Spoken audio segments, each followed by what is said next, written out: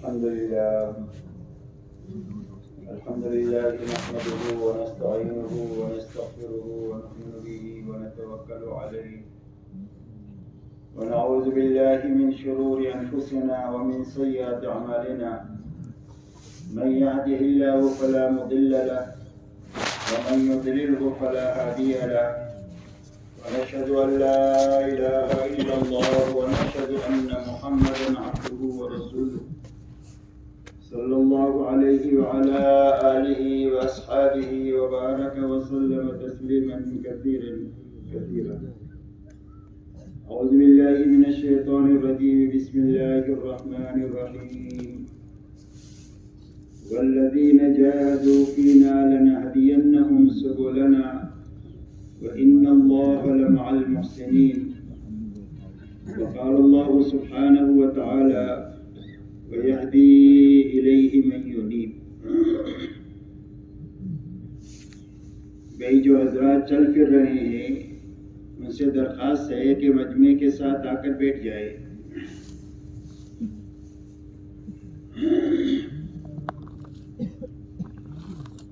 میرے محترم بزرگوں دوستو،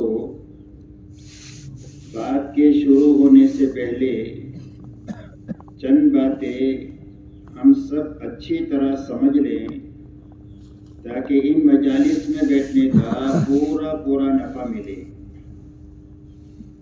سب سے پہلی بات تو یہ ہے کہ ہر مجلس میں شروع سے لے کر آخر تک رہیں تاکہ پوری بات سنیں، پوری بات سمجھیں.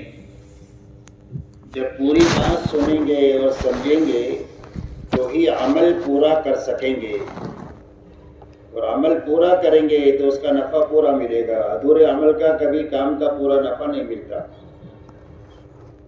اسی کے ساتھ میں پوری بات کو جاگ کر سننا، اس لیے کہ آنکھیں بند ہو گئی تو کان بند ہو گئے.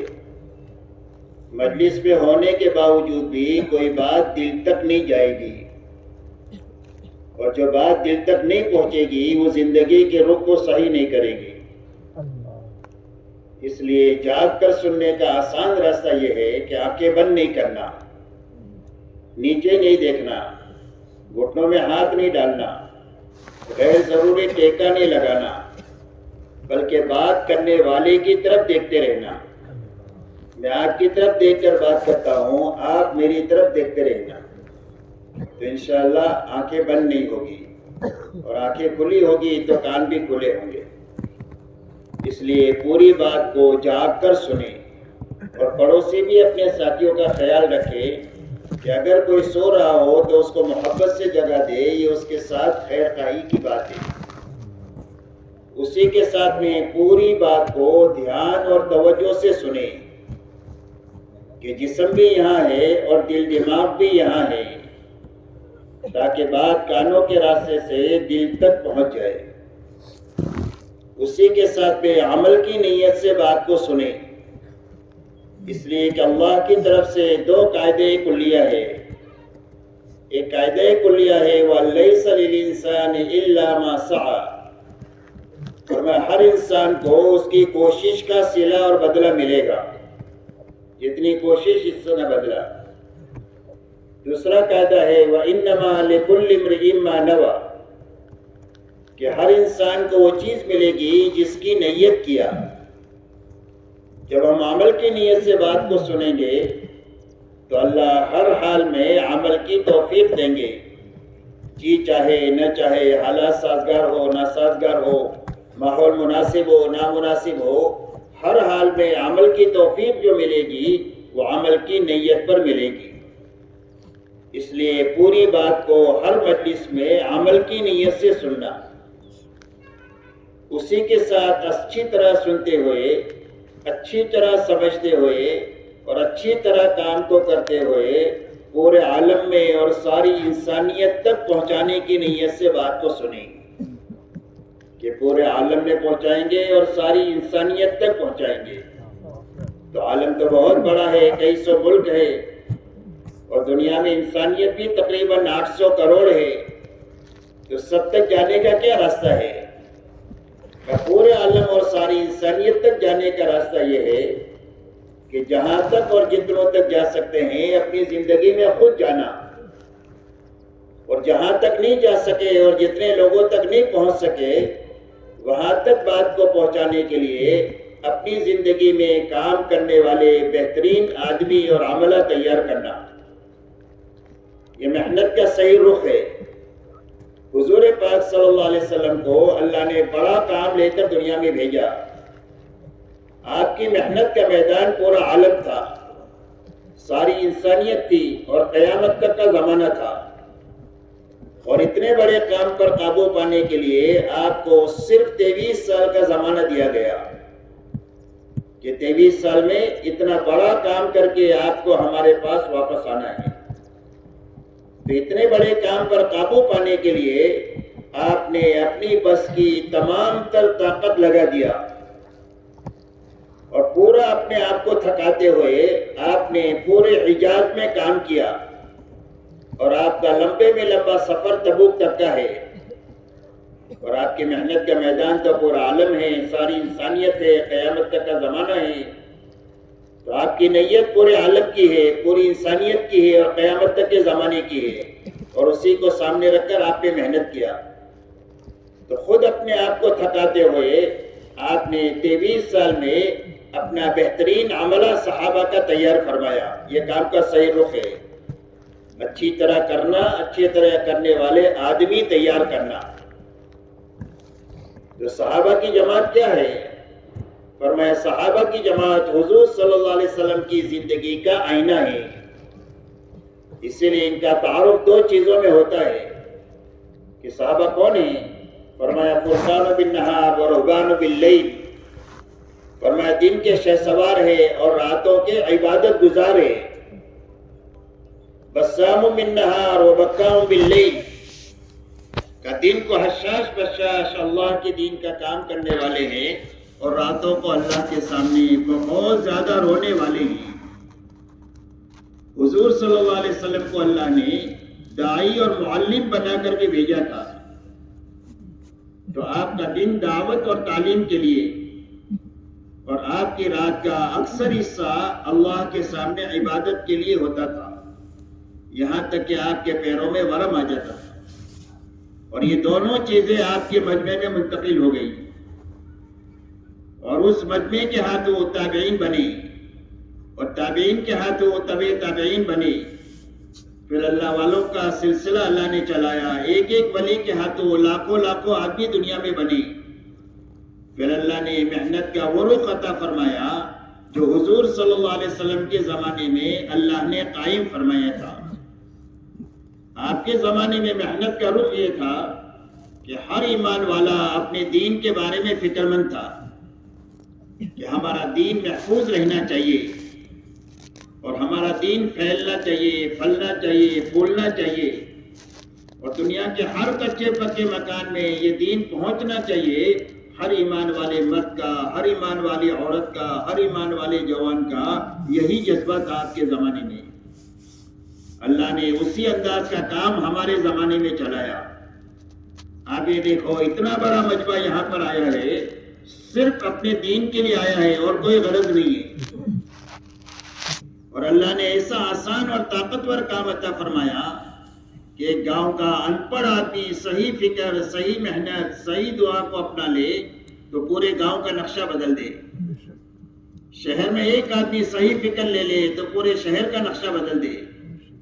کسی کالج میں ایک بچہ صحیح فکر لے لے تو پورے کالج کا رخ صحیح کر دے۔ کسی ملک میں کوئی آدمی صحیح فکر کے ساتھ چلا جائے تو پورے ملک کا نقشہ بدل دے۔ آپ کو دنیا میں سینکڑوں نہیں ہزاروں مثالیں اس کی دنیا میں ملے گی۔ اللہ نے ایسا آسان اور طاقتور محنت عطا فرمائی ہے۔ اس لیے میرے محترم دوستو، ان ساری باتوں کو سامنے رکھ کر پوری بات کو سننا ہے۔ ایک تو پوری بات کو اچھی طرح سننا ہے، سمجھنا ہے، اور سمجھتے ہوئے اچھی طرح کرنا ہے، اور اچھی طرح کرتے ہوئے پورے عالم میں جہاں تک اور جتنوں تک جا سکتے ہیں وہاں تک جانا ہے، اور جہاں تک نہیں جا سکتے ہیں اس کے لیے اپنی زندگی میں کام کرنے والے آدمی اور مجمع بنا کر کے دنیا سے جانا ہے۔ کیوں بھائی ان چیزوں کی رعایت کے ساتھ بات کو سنیں گے؟ انشاءاللہ۔ اللہ تعالیٰ قبول فرمائے، آسان فرمائے، اور ان سے اس اجتماع میں آنے کو ایسا قبول فرمائے کہ ہماری زندگی بھی اچھی بنا دے، ہماری موت بھی اللہ اچھی بنا دے، اور ہمیں اور ہماری نسلوں کو دین کے لیے اور دین کی محنت کے لیے اللہ تعالیٰ قبول فرما دے۔ یہ 3 دن میں اپنے آپ کو اور اپنے گھرانوں کو اور اپنے برادریوں کو اور پورے عالم کو اللہ کے دربار میں قبول کرانے کے لیے ہم یہاں پر جمع ہوئے ہیں۔ اللہ ہم سب کو قبول فرمائے۔ میرے محترم بزرگ و دوستو، سمجھنے کی بات یہ ہے کہ روئے زمین پر بسنے والے ہر ایک مرد اور ہر ایک عورت کی دنیا اور آخرت کے بنانے کے لیے اللہ نے دین اسلام دنیا میں اتارا ہے، اور اللہ نے اپنی سنت روئے زمین پر یہ جاری فرمائی ہے کہ جو کوئی بھی دینداری کے ساتھ جیے گا اور دینداری پر مرے گا، اللہ اس کی دنیا اچھے سے اچھی بنا دیں گے اور اس کی آخرت بھی اچھے سے اچھی بنا دیں گے۔ دنیا کا اچھے بننے کے معنی یہ ہے کہ اللہ دلوں میں اطمینان عطا فرمائیں گے، آپس میں محبتیں عطا فرمائیں گے، دعاؤں میں قبولیت عطا فرمائیں گے، مقدر کی تھوڑی زیادہ روزی حلال اور برکت والی بنا کر کے دیں گے، اور اللہ تعالیٰ ایسی صاف ستھری زندگی عطا فرمائیں گے کہ ہر آ کے دیکھنے والا رش کرے کہ زندگی مجھے ملنی چاہیے، جس کو قرآن میں اللہ نے حیات طیبہ فرمایا ہے۔ اور اللہ جل شانہ آخرت کی ہر گھاٹی عافیت کے ساتھ پار کراتے ہوئے ہمیشہ ہمیش کے لیے جنت میں داخل فرما دیں گے، جہاں پر ہر خواہش پوری ہو جائے گی اور ہر مانگ پوری ہو جائے گی۔ اور اللہ کی طرف سے بڑا انعام یہ ملے گا کہ جنتیوں سے اللہ فرما دیں گے کہ میں تم سے راضی ہو گیا ہوں، اب کبھی تم سے ناراض نہیں ہوں گا، جس کی بنا پر یہ کھٹکا بھی ختم ہو جائے گا، کبھی اللہ ناراض ہو کر ہم کو جنت سے نکال نہ دے۔ ایسی بڑی کامیابی اللہ تعالیٰ آخرت میں عطا فرمائیں گے اور دنیا میں حیات طیبہ عطا فرمائیں گے۔ اور جو آپ یہ بے دینی کے ساتھ جیے گا یا بے دینی پر مرے گا تو نتیجتاً اللہ اس کی دنیا کو اجاڑ دیں گے، دنیا کو تنگ کر دیں گے کہ وسائل ہونے کے باوجود جینے کے بجائے مرنے کی خواہش کرے گا، اور آخرت کی ہر گھاٹی پریشانی کے ساتھ گزارتے ہوئے ہمیشہ ہمیش کے لیے جہنم میں داخل فرما دیں گے، جہاں بیک وقت میں آگ اس کو جلا رہی ہوگی، فرشتے اس کو مار رہے ہوں گے، بھوک اور پیاس اس کو ستا رہی ہوگی، چھاپ اور بچھو اس کو ڈس رہے ہوں گے، اللہ کی ناراضگی ہوگی۔ جب اللہ کو پکارے گا، اللہ کی طرف سے جواب ملے گا، اخسؤوا فیہا ولا تکلمون، ذلت کے ساتھ پڑے رہو، ہم سے بات نہ کرو۔ اللہ اس ناکامی سے ہماری اور پوری امت کی حفاظت فرمائے اور ساری انسانیت کی حفاظت کا اللہ تعالیٰ دنیا میں انتظام فرما دے کہ ساری انسانیت اس بڑی تباہی سے بچ جائے۔ دوسری بات میرے دوستوں سمجھنے کی یہ ہے کہ اللہ تعالیٰ نے دین جو عطا فرمایا ہے وہ آسان عطا فرمایا ہے، مشکل نہیں کیا، اس لیے کہ اللہ رحمان ہے، رحیم ہے، رؤوف ہے، ودود ہے۔ اللہ بڑے رحم کرنے والے، بڑی محبت کرنے والے، تو رحم اور محبت کے ناطے اللہ نے جو دین دیا ہے وہ آسان دیا ہے، مشکل نہیں دیا۔ اسی لیے اللہ نے قرآن میں اعلان فرمایا، لا یکلف اللہ نفسا الا وسعها، فرمایا کسی آدمی کو بھی اللہ نے اس کی طاقت سے زیادہ کا مکلف بنایا ہی نہیں ہے۔ جو حکم جس کی طرف متوجہ ہے اس لیے ہے کہ اس کے بس میں ہے، اس کے لیے متوجہ ہے، اور جس کے بس میں نہیں ہے اللہ نے اس کا مکلف اس کو نہیں بنایا۔ اسی لیے نماز روزہ سارے ایمان والوں پر فرض کیا، اس لیے کہ سب کے بس میں ہے، لیکن زکوٰۃ اور حج سب پر فرض نہیں کیا، اس لیے کہ سب زکوٰۃ نہیں دے سکتے اور سب حج نہیں کر سکتے۔ نماز روزے میں بھی اللہ نے آسانی فرما دیا کہ آپ وضو نہیں کر سکتے، آپ تیمم کر لیں، آپ کھڑے ہو کر نہیں پڑھ سکتے ہیں، آپ بیٹھ کر پڑھ لیں، بیٹھ کر نہیں پڑھ سکتے لیٹ کر پڑھ لیں، آپ سفر میں ہیں عشاء کی 17 رکعت نہیں پڑھ سکتے ہیں، 2 رکعت فرض پڑھ لیں، 3 رکعت وتر پڑھ لیں، آپ کو 17 رکعت کا ثواب ملے گا۔ حدیث پاک میں آتا ہے کہ جوان جوانی میں خوب عبادت کرتا ہے، خوب مجاہدہ کرتا ہے، لیکن بوڑھا ہو گیا، اب نہیں ہو سکتا۔ ایک آدمی تندرستی میں خوب کام کرتا ہے، اب بیمار ہو گیا، بیماری میں وہ کام نہیں ہوتے۔ ایک آدمی اقامت میں خوب کام کرتا ہے، سفر میں چلا گیا، وہ سارے کام نہیں ہوتے، فرمایا نہ کرنے کے باوجود سفر میں اقامت کی عبادت لکھی جائے گی، بڑھاپے میں جوانی کی عبادت لکھی جائے گی، اور بیماری میں تندرستی کی عبادت لکھی جائے گی، اس لیے کہ اللہ نے دین کو آسان فرمایا ہے۔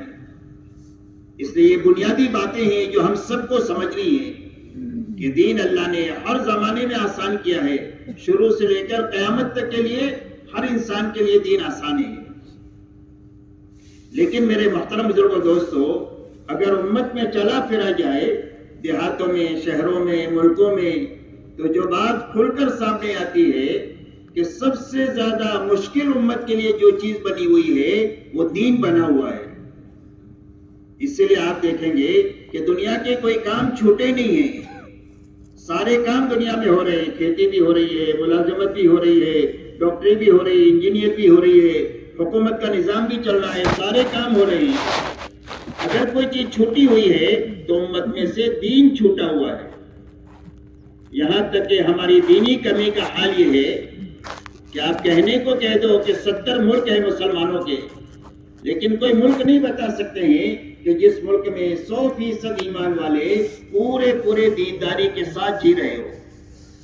ملک سے نیچے صوبہ، صوبے سے نیچے ضلع، ضلع سے نیچے تحصیل، اور تحصیل سے نیچے کوئی گاؤں کہ جس میں 3000 مسلمانوں کے گھر ہوں اور 20,000 بالغ مرد اور عورتیں رہتی ہوں اور وہ پوری دینداری کے ساتھ جی رہی ہو، ایسا گاؤں بتانا بھی ہمارے لیے مشکل ہو گیا ہے۔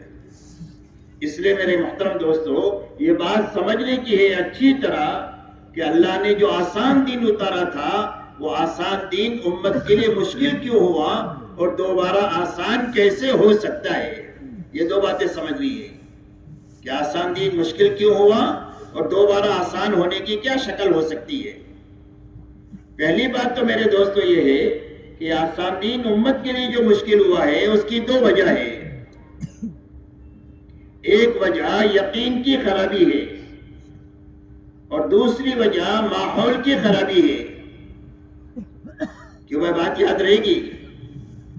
پہلی وجہ یقین کی خرابی ہے، اس لیے کہ آدمی اپنے دین پر معلومات کی وجہ سے نہیں چلتا اور وسائل کی وجہ سے نہیں چلتا، بلکہ آدمی اپنے دین پر جو چلتا ہے وہ یقین کی طاقت سے چلتا ہے۔ تو پہلی وجہ یقین کی خرابی ہے اور دوسری وجہ جو ہے وہ ماحول کی خرابی ہے۔ اگر ہم یہ چاہتے ہیں کہ ہمارے لیے دین آسان ہو جائے، ہمارے بچوں کے لیے، ہماری عورتوں کے لیے، ہماری نسلوں کے لیے، پوری امت کے لیے آسان ہو جائے اور امت کے راستے سے ساری انسانیت جوق در جوق اللہ کی طرف اور ہدایت کی طرف آئے، تو اس کے لیے ایک ہی راستہ ہے کہ ہر فرد امت کا ایک تو یقین بننا چاہیے اور دوسرا بیک وقت میں گھر سے لے کر عالم کا ماحول بننا چاہیے۔ کہ وہی بات یاد رہے گی؟ بیک وقت میں ایک تو ہر فرد امت کا یقین بننا چاہیے اور بیک وقت میں گھر سے لے کر عالم کا ماحول بننا چاہیے۔ اس لیے کہ ماحول کا اثر ایسا ہے جیسا کہ ماحول موسم کا اثر ہوتا ہے۔ سردی گرمی آئے تو سب کو سردی گرمی لگے گی، امام صاحب کو بھی، مقتدی کو بھی، بادشاہ کو بھی اور فقیر کو بھی۔ کسی کے ساتھ کوئی سی رشتہ داری نہیں ہوتی۔ تو جیسا موسم کا اثر ہے ایسا ہی ماحول کا اثر ہے۔ تو ایک تو یقین بننا چاہیے 2 لائن کا اور بیک وقت میں گھر سے لے کر عالم کا ماحول بننا چاہیے۔ یقین کے بننے کے معنی یہ ہے کہ سب سے پہلے اللہ کی ذات اور صفات کا یقین بنے کہ اللہ اپنی ذات میں بھی بڑے اور اپنی صفات میں بھی بڑے۔ اللہ پیدا کرنے والے بڑے، اللہ مارنے والے بڑے، اللہ حفاظت کرنے والے بڑے، اللہ پالنے والے بڑے، اللہ کا رحم بھی بڑا اور اللہ کی پکڑ بھی بڑی۔ تو سب سے پہلے اللہ کی ذات اور صفات کا یقین آئے۔ دوسرا یقین آئے اللہ کے وعدے اور وعید کا۔ اللہ تعالیٰ نے دنیا میں جو علم اتارا ہے اس میں بڑا علم جو ہے وہ وعدے اور وعید کا علم ہے کہ اچھے عمل کے کرنے پر اللہ کیا انعامات دیں گے، اس کو وعدہ کہتے ہیں۔ برے عمل کے کرنے پر کیا نقصان ہوگا، اس کو وعید کہتے ہیں۔ مثال سے ہم سمجھ سکتے ہیں، حدیث پاک میں یہ فرمایا کہ سچ سے آدمی کو نجات ملے گی، یہ وعدہ ہے۔ اور جھوٹ سے آدمی ہلاک ہو جائے گا، یہ وعید ہے کہ بھئی جاگ رہے، سو تو نہیں رہے نا، کہ بھئی جاگ رہے سب، اس لیے کہ آپ لوگوں نے مشورے سے ہم لوگوں کو اوپر بٹھایا ہے، تو نظر آتا ہے کون جاگ رہا ہے کون سو رہا ہے. یہاں سے تو آپ سو گئے تو مشکل ہو جائے گی بات. اس کے لیے سارا مجمع جاگ کر بات سننا چاہیے، لمبے تک نظر آتا ہے کہ کون جاگ رہا ہے اور کون سو رہا ہے. اس کے لیے سونا جو سویا وہ کھویا، ایسی ایک مثل مشہور ہے. اس لیے جاگ کر پوری بات کو سنیں، اللہ تعالیٰ آسان فرما دے.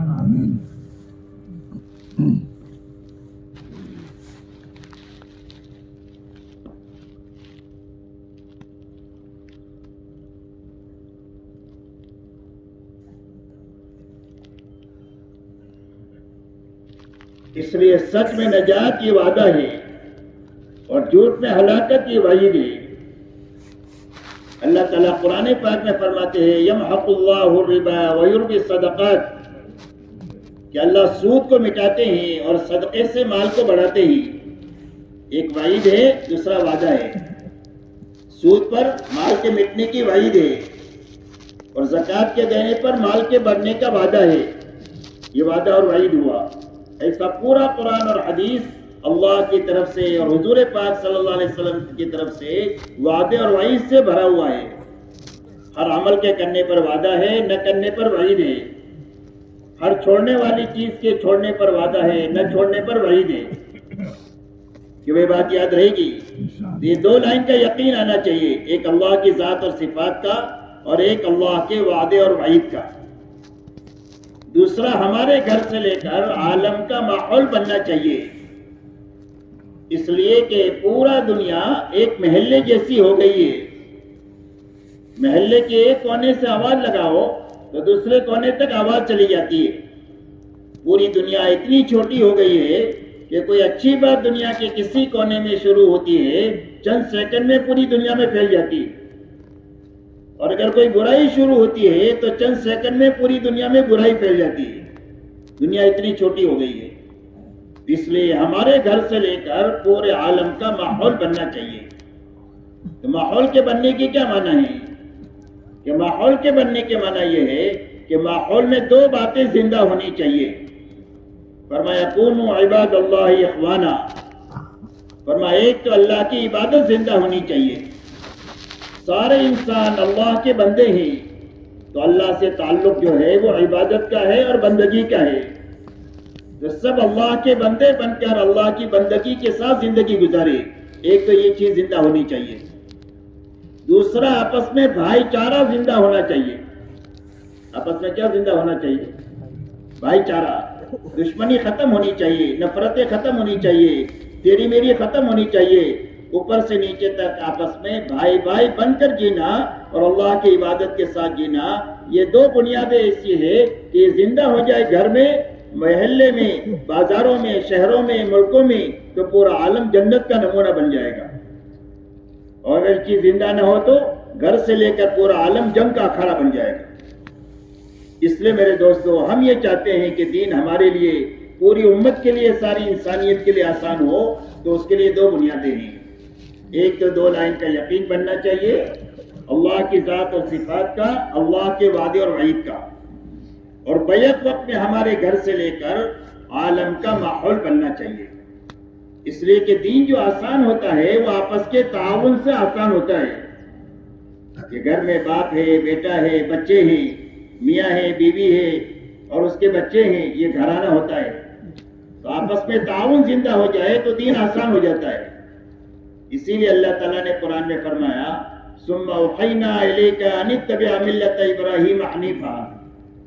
اللہ فرماتے ہیں کہ ہم نے ابراہیم علیہ السلام کے پاس، ہم نے آپ کے پاس وحی بھیجی ہے کہ آپ ملت ابراہیمی کے پیچھے پیچھے چلیں. تو ملت ابراہیمی میں کیا ہے؟ کہ ملت ابراہیمی میں ابراہیم ہے، اسماعیل اور ہاجر ہے. ایک مرد ہے، ایک عورت ہے اور ایک بچہ ہے. اور تینوں کا ایک دوسرے کے لیے تعاون ہے. ابراہیم علیہ السلام کا حکم ہوا کہ اپنے بیوی بچے کو موت کے منہ میں چھوڑ کر جائیں وادی غیر زرع میں. یہ حکم بہت مشکل ہے. یہ حکم آسان کیسے ہوا؟ کہ مائے ہاجرہ نے یہ فرمایا کہ اگر اللہ نے آپ کو حکم دیا ہے تو آپ جائیے، اللہ ہم کو ضائع نہیں کریں گے. تو تعاون کی وجہ سے اتنا بڑا حکم آسان ہو گیا.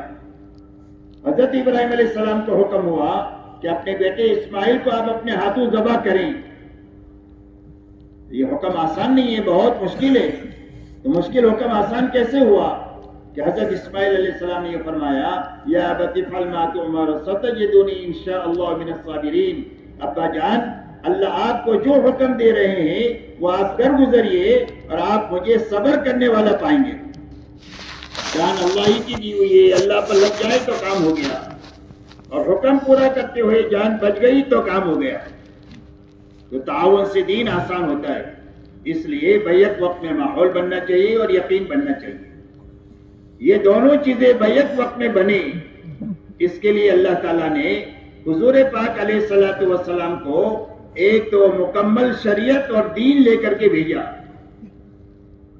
دوسرا ہر فرد امت میں پورے دین پر چلنے کی طاقت پیدا ہو جائے اور بیک وقت میں ماحول میں دین زندہ ہو جائے.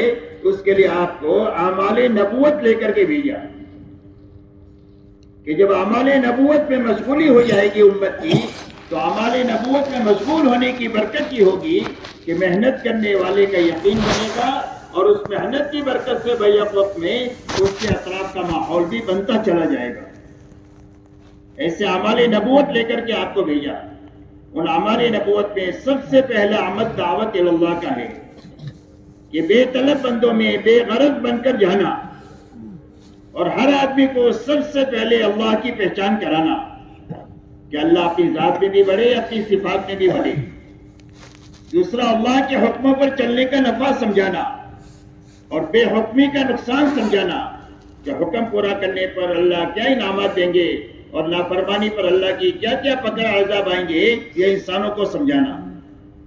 تیسری بات، بے طلب بندوں میں جا کر بے غرض بن کر ان کو آخرت سمجھانا کہ دنیا کی زندگی تھوڑی ہے، اصل زندگی آخرت کی ہے جو کبھی بھی ختم نہیں ہوگی.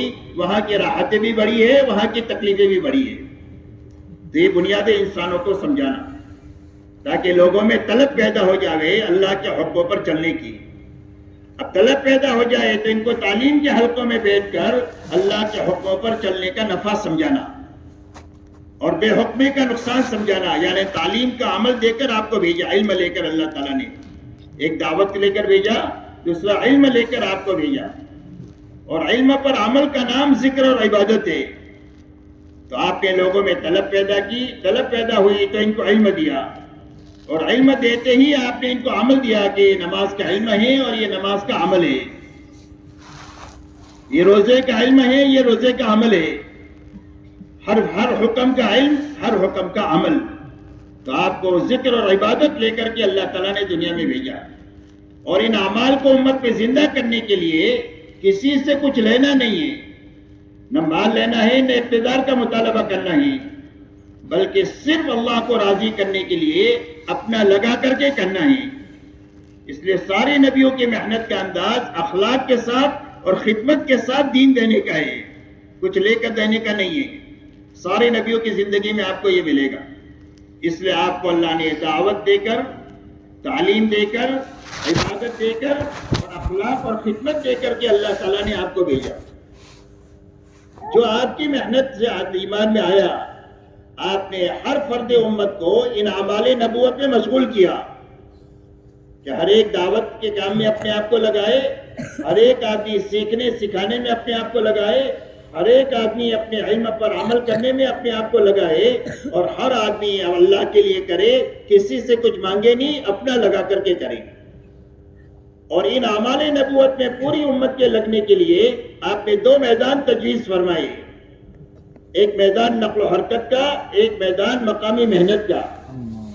اسی لیے آپ نے دو جماعتیں بنائی، تیسری کوئی جماعت نہیں ہے آپ کے 23 سال میں. ایک جماعت مہاجرین کی ہے، ایک جماعت انصار کی ہے. اور اللہ تعالیٰ نے قرآن پاک میں فرمایا والسابقون الاولون من المہاجرین والانصار والذین اتبعوهم باحسان رضی اللہ عنہ ورضوا عنہ. فرمایا سابقین اولین مہاجرین اور انصار میں کے، اور جو ان کے پیچھے پیچھے چلا، فرمایا اللہ ان سے بھی راضی ہو گیا اور پیچھے چلنے والوں سے بھی اللہ راضی ہو گیا. اسی لیے آپ نے اس محنت کے لیے 2 میدان تجویز فرمائے. ایک نقل و حرکت کا کہ امت دنیا میں پھرے. کیسے پھرے؟ فرمایا اپنی جان اور مال کو لے کر پھرے، دعوت دیتی ہوئی پھرے. صرف پھرنا کام نہیں ہے، بلکہ دعوت دیتے ہوئے پھرنا بڑا کام ہے. اپنے دین کو سیکھتے سکھاتے ہوئے پھرے، اپنے دین پر عمل کرتے ہوئے پھرے، اور اپنی جان مال سے اللہ کی مخلوق کو راحت پہنچاتے ہوئے پھرے. کسی سے کچھ لینا نہیں ہے، کسی سے کچھ مانگنا نہیں ہے، اپنا لگا کر کے کرنا ہے. اور جب نقل و حرکت سے واپس آ جائے تو انہی اعمال کو اپنی اپنی مسجدوں میں قائم کریں. اس لیے کہ ایک آدمی پوری زندگی نقل و حرکت میں نہیں رہ سکتا. بہت ساری ذمہ داریاں اللہ کی طرف سے ملی ہوئی ہے. ہر انسان کے ذمہ ماں باپ کی ذمہ داری ہے، اپنے بیوی بچوں کی ذمہ داری ہے، اپنے بھائی بہنوں کی ذمہ داری ہے. ان ذمہ داریوں کے پورا کرنے کے لیے آپ کو مقام پر بھی رہنا ہوگا، اور دین کی ذمہ داری کے پورا کرنے کے لیے آپ کو پھرنا بھی ہوگا. اس لیے ہر آدمی پھرے گا بھی اور ہر آدمی مقامی کام بھی کرے گا. مولانا الیاس صاحب رحمۃ اللہ علیہ فرماتے تھے کہ ایک آدمی باہر کی نقل و حرکت میں بھی نہیں ہے اور ایک آدمی مقامی محنت میں بھی نہیں ہے، تو کیسا مسلمان ہے؟ مسلمان یا تو اللہ کے دین کے لیے دنیا میں پھر رہا ہوگا، یا تو پھر کر واپس آنے کے بعد میں اپنی مقامی محنت میں لگا ہوا ہوگا، اپنے گھر کاروبار کی رعایت کے ساتھ میں. اس کے علاوہ مسلمان کا تیسرا کوئی کام نہیں ہے. اسی لیے قرآن میں اللہ نے ان دونوں جماعتوں کو سچا کہا ہے اور ان سچوں کے ساتھ رہنے کا حکم دیا ہے. فرمایا سچے لوگ کون ہیں؟ فرمایا مہاجرین سچے ہیں اور انصار سچے ہیں، اور سارے ایمان والوں کو حکم دیا یا ایھا الذین آمنوا اتقوا اللہ وکونوا مع الصادقین، کہ ایمان والو اللہ سے ڈر کر زندگی گزارو اور ان سچے لوگوں کے ساتھ رہو. یعنی مہاجرین کے ساتھ رہو، انصار کے ساتھ رہو، کبھی نقل و حرکت میں رہو، کبھی مقامی محنت میں رہو. اس لیے میرے دوستو ایک کام پھرنا ہے ان اعمال کے ساتھ، اور پھر کے جب واپس آ جائے تو یہی اعمال کو اپنی مسجدوں میں قائم کرنا ہے. اس لیے کہ اللہ تعالیٰ نے ہدایت کا مرکز مسجد کو بنایا ہے. اسی لیے قرآن پاک میں فرمایا ان اول بیت وضع للناس للذی ببکۃ مبارکا وہدی للعالمین. فرمایا سب سے پہلا گھر جو انسانوں کے لیے بنایا گیا وہ بیت اللہ بنایا گیا مکہ میں. اس کی کیا شان ہے؟ فرمایا بیت اللہ کی شان یہ ہے کہ وہ برکت والا ہے اور وہ ہدایت کا مرکز ہے. ہدایت بیت اللہ پر اترتی ہے اور بیت اللہ کے راستے سے دنیا کے مساجد میں جاتی ہے، اور اعمال مساجد کے راستے سے مساجد میں آنے والوں کو ملتی ہے، اور ان اعمال مساجد کو اپنے گھروں میں لے جانے کے نتیجے میں ہر گھر تک ہدایت پہنچتی ہے. یہ گھر کا تعلق پاور ہاؤس سے ہو گیا تو ہر گھر میں لائٹ پہنچ گئی. گھر کا تعلق پانی کی ٹانکی سے ہو گیا تو ہر گھر میں پانی پہنچ گیا. ایسا ہر ایمان والے کے گھر کا تعلق ان اعمال مسجد سے ہو جائے گا تو ہدایت مسجد کے راستے سے ہر گھر تک پہنچ جائے گی. اس لیے میرے دوستو ایک کام تو ہمارا پھرنا ہے، دوسرا ہمارا کام مقامی محنت ہے، اور ان دونوں محنتوں میں ان اعمال نبوت میں اپنے آپ کو لگانا ہے، اور اتنا لگانا ہے کہ لگتے لگتے وہ محنت وہاں تک پہنچ جائے جو اللہ کے علم میں پہنچانا طے ہے. جب وہاں تک پہنچ جائے گی تو صدیوں میں جو نقصان ہوا ہے اس کی تلافی سالوں میں ہو جائے گی. آپ اندازہ لگائیں حضور پاک صلی اللہ علیہ وسلم کی جب بعثت ہوئی ہے تو جہالت آخری درجے کی ہے اور گمراہی آخری درجے کی ہے، اور یہ جہالت اور گمراہی 600 سال کی ہے. حضرت عیسیٰ علیہ السلام اور حضور صلی اللہ علیہ وسلم کے بیچ میں پونے 600 سال کا زمانہ ہے جس میں کوئی نبی نہیں آئے. تو جہالت آخری درجے کی اور گمراہی آخری درجے کی، لیکن یہ ساری جہالت اور گمراہی صرف 23 سال میں ان محنت کی برکت سے اور ان اعمال کی برکت سے ایسی ختم ہو گئی کہ ایک مجمع بھی تیار ہو گیا اور ایک ماحول بھی تیار ہو گیا. مجمع ایسا تیار ہو گیا کہ ان کی دعوت ہے اسلموا تسلموا، کا اسلام لاؤ سلامتی ملے گی. کا کون سا اسلام؟ فرمایا ان کے جیسے ہو جاؤ، کونوا مثلنا، ہمارے جیسے ہو جاؤ. اتنا بہترین مجمع تیار ہو گیا 23 سال میں، اور ایسا پاکیزہ ماحول تیار ہو گیا پورے حجاز کا، اور خصوصیت کے ساتھ مدینہ منورہ کا، کہ اس مدینہ منورہ میں 100% ایمان والوں کے دلوں میں اللہ رسول کی محبت سب سے زیادہ تھی. تلاش کرنے سے آپ کو کوئی بے نمازی نہیں ملے گا. ہر آدمی اپنے دین سے باخبر تھا، ہر آدمی اپنے دین پر عمل کرنے والا تھا، ہر آدمی ایک دوسرے کے حقوق کی ادائیگی کے ساتھ جینے والا تھا، بلکہ احسان کرنے والا تھا، ایثار کرنے والا تھا، حیات کے ساتھ جینے والا تھا اور سادگی کے ساتھ بھی جینے والا تھا. 100% ایمان والے آخرت کے اور اللہ کی رضا کے طالب تھے، کوئی بھی دنیا کا طالب نہیں تھا. اور 100% ایمان والے اپنے آپ کو دین کا ذمہ دار سمجھتے تھے کہ جس طرح باپ ہوں بچوں کا ذمہ دار ہوں، شوہر و بیوی کی ذمہ داری ہے، ان ذمہ داریوں کے پورا کرنے کے لیے جتنی جان کی، مال کی، وقت کی، صلاحیت کی ضرورت ہوگی خوشی خوشی میں لگاتا ہوں. دین کی ذمہ داری کے لیے جتنی جان، مال، وقت، صلاحیت کی ضرورت ہوگی وہ خوشی خوشی لگاؤں گا. ہر ایمان والا اپنے آپ کو دین کا ذمہ دار سمجھتا تھا. اسی لیے حضور پاک صلی اللہ علیہ وسلم کے زمانے میں کام کا رخ یہ تھا کہ جب کوئی تقاضا آتا تھا تو نماز کے عنوان پر ایمان والے مسجد میں جمع ہو جاتے. آپ وہ تقاضا رکھ دیتے مجمع کے سامنے. مجمع میں کچھ لوگ وہ ہے کہ جن کے پاس سواری بھی ہے اور توشہ بھی ہے. بڑا مجمع وہ ہے جن کے پاس سواری بھی نہیں ہے، توشہ بھی نہیں ہے سفر کا.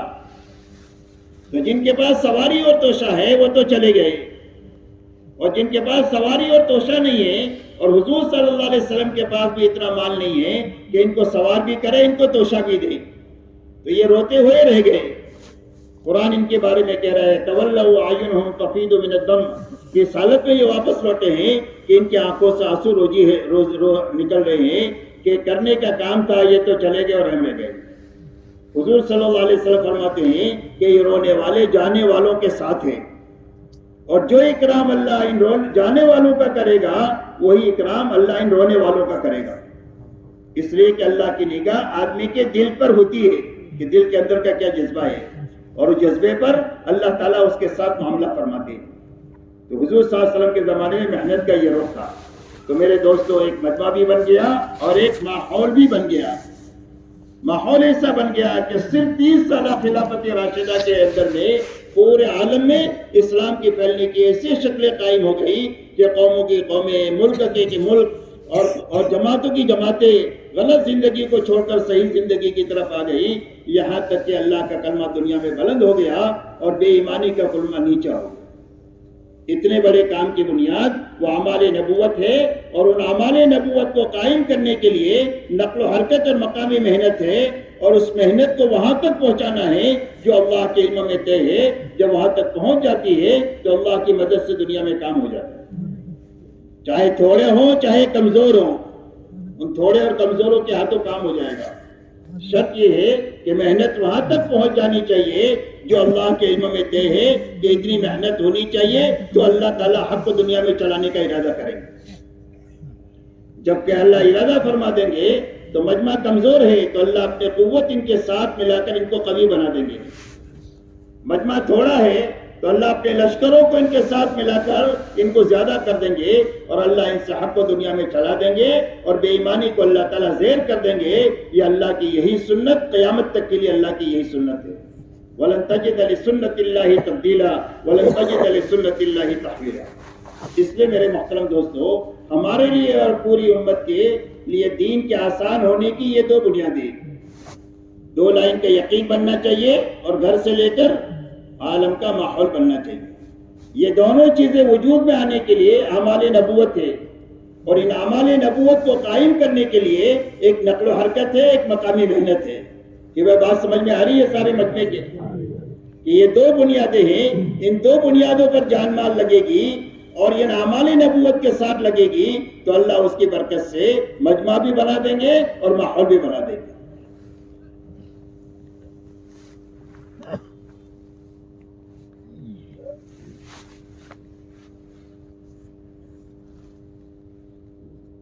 میرے محترم بزرگوں دوستو، اللہ تعالیٰ نے پوری امت پر رحم فرما کر اور ساری انسانیت پر رحم فرما کر اللہ تعالیٰ نے دوبارہ اس امت کو بنانے کے لیے اور پوری دنیا میں صحیح ماحول زندہ کرنے کے لیے اللہ نے وہ محنت زندہ فرمائی جو محنت حضور صلی اللہ علیہ وسلم کے زمانے میں اللہ تعالیٰ نے زندہ فرمائی تھی. مولانا الیاس صاحب رحمۃ اللہ علیہ کے رونے اور دھونے پر، اسی لیے مولانا الیاس صاحب رحمۃ اللہ علیہ فرماتے تھے کہ میں اس کام کو کار نبوت یقین کرتا ہوں. یہ فرماتے تھے کہ میں اس کام کو حضور صلی اللہ علیہ وسلم والا کام سمجھ کر کر رہا ہوں، کار نبوت یقین کرتا ہوں. جب اس سے پوچھا گیا کہ آپ اس محنت سے کیا چاہتے ہیں، فرمایا اس محنت سے میں یہ چاہتا ہوں کہ یہ محنت اتنی طاقتور ہے کہ اگر یہ محنت صحیح ہو گئی اور یہ محنت پوری ہو گئی تو اس محنت کے صحیح اور پورا ہونے کے نتیجے میں اللہ تعالیٰ دین کی وہ سطح امت میں زندہ فرمائیں گے جس سطح پر اللہ نے حضور صلی اللہ علیہ وسلم کو دنیا سے لے جانے کے وقت میں امت کو چھوڑا تھا. اسی لیے فرمایا اس محنت سے میں یہ چاہتا ہوں کہ امت وہاں پہنچے جہاں حضور صلی اللہ علیہ وسلم امت کو چھوڑ کر گئے تھے. اتنے بڑے مقصد کے لیے یہ اتنا بڑا کام اور آسان کام ہو رہا ہے. حضور صلی اللہ علیہ وسلم نے امت کو کن بنیادوں پر چھوڑا تھا؟ حضور پاک صلی اللہ علیہ وسلم نے پوری امت کو 2 بنیادوں پر چھوڑا تھا. ایک تو ہر فرد امت میں پورا دین اپنی حقیقت کے ساتھ پایا جاتا تھا. کہ وہ باتیں یاد رہے گی، یہ بہت ضروری باتیں ہیں، اللہ ہم سب کو سمجھا دے. ایک تو پورا دین اپنی حقیقت کے ساتھ میں زندہ تھا، جو قرآن میں تھا وہ ایمان والوں کی زندگیوں میں تھا. اسی لیے ان کے بارے میں آتا ہے کانو کتاب اللہ یمشون علی الارض، فرمایا زمین پر اللہ کی چلتی پھرتی کتاب تھی. جو کرنے کے کام ہیں سارے ان کی زندگی میں، جو بچنے کی چیزیں ہیں ان ساری چیزوں سے ان کی زندگیاں بچی ہوئی ہے. ایک چیز تو یہ تھی. دوسری امت پہ یہ تھی کہ 100% ایمان والوں نے اپنی جان اور مال کو اللہ کے اور اللہ کے دین کے مقابلے میں بے قیمت بنایا تھا. کہ اللہ کا حکم آ جائے ایک جان لگانے کا، اللہ کے دین کا تقاضا آ جائے ایک جان لگانے کا تو ایک جان لگائیں گے، اور 1000 جانیں لگانے کا تقاضا ہے تو 1000 جانیں لگائیں گے. 1 روپیہ لگانے کا تقاضا ہے تو 1 روپیہ لگائیں گے، اور 1,00,000 لگانے کا تقاضا ہے تو 1,00,000 لگائیں گے، اور جھاڑو مار کر لگانے کا تقاضا ہے تو جھاڑو مار کر لگائیں گے، اس یقین کے ساتھ کہ جب اللہ کے نسبت پر لگا دیں گے تو اللہ ہم کو اجاڑیں گے نہیں، اللہ ہم کو آباد کر دیں گے. اس لیے کہ جو اللہ سے معاملہ کرتا ہے وہ کبھی گھاٹے میں نہیں رہتا ہے اور کبھی اجڑتا نہیں ہے. اللہ تعالیٰ ان کو آباد کرتے ہیں. 1.25 لاکھ نبیوں کو اللہ نے آباد کیا، ان کے ماننے والوں کو آباد کیا، صحابہ کو آباد کیا، اولیاء اللہ کو آباد کیا، علماء ربانیین کو آباد کیا. اور آج بھی دنیا میں لاکھوں لوگ جو صحیح کام کر رہے ہیں اور محنت میں آگے بڑھ رہے ہیں، اللہ تعالیٰ ان کی زندگیوں کو آج بھی بنا رہے ہیں. اس لیے کہ اللہ سے معاملہ کرنا کبھی اجڑنے کا معاملہ نہیں ہے بلکہ آبادی کا معاملہ ہے، اور نسلوں تک کو چمکانے کا یہ راستہ ہے کہ نسلیں چمک جائے گی جب محنت کا رخ صحیح ہو جائے. تو اللہ نے اتنا بڑا کام عطا فرمایا. تو ہماری محنت میں کیا ہے؟ ہماری محنت میں یہی 2 بنیادیں ہیں، ایک نقل و حرکت ہے اور ایک مقامی محنت ہے. جو محنت کا رخ حضور صلی اللہ علیہ وسلم نے امت میں قائم کیا وہی 2 رخ آج امت میں ہیں. ایک تو امت پھرے، دنیا میں دعوت دیتی ہوئی پھرے، دین کو سیکھتی سکھاتی ہوئی پھرے، اپنے دین پر عمل کرتی ہوئی پھرے، اور اپنی جان مال لگا کر کے امت کو راحت پہنچاتی ہوئی پھرے. اور پھر کر واپس آ جائے تو یہی اعمال اپنی مسجدوں میں قائم کریں، خود اپنے آپ کو ان اعمال میں لگائیں جتنا لگانے کا حق ہے، ہر آنے والے کو لگائیں، جو نہیں آ رہا ہے اس کو لا کر کے لگائیں، اور یہی اعمال اپنے گھروں میں ایک ایک گھر میں پہنچانے کی محنت کی جائے تاکہ اس محنت کے راستے سے ہر مسجد نبوی کا نمونہ بنے، ہر گھر صحابہ کے گھر کا نمونہ بنے، ہر ایک کی زندگی صحابہ کی زندگی کا نمونہ بنے. اللہ نے ایسی طاقتور محنت عطا فرمائی. اس لیے میرے محترم بزرگوں دوستو، ہماری محنت ان اعمال کے ساتھ 2 محنتوں کا نام ہے. ایک تو نقل و حرکت بڑھانا ہے. کہ بھئی کیا بڑھانا ہے؟ نقل و حرکت بڑھانا ہے. تو نقل و حرکت کیسے بڑھے گی؟ کہ جماعتیں بڑھے، 4 مہینے کی جماعتیں بڑھے، چلوں کی جماعتیں بڑھے، 3 دن کی جماعتیں بڑھے. اس لیے کہ جماعتوں میں پھرنا یہ آدمی کے بنانے کے لیے ہے، صرف پھرنے کے لیے نہیں ہے. جس طرح تندور میں روٹی پکتی ہے، اگر باہر بنانا چاہے تو روٹی باہر نہیں بنے گی، تندور میں بنے گی. तंदूर में कच्ची निकल गई तो बाहर बन नहीं सकती, तंदूर में जल गई तो बाहर सही नहीं हो सकती, जानवर को डालने के काबिल रह जाएगी। ऐसा ही अल्लाह के रास्ते में फिरना, ये फिरने वालों को बनाने के लिए है कि अल्लाह के रास्ते में ऐसा अच्छी तरीके से फिरना हो जाए कि हर मेहनत करने वाला इस मेहनत से बने। तो बनने की क्या बुनियाद है और बनने की क्या माना है?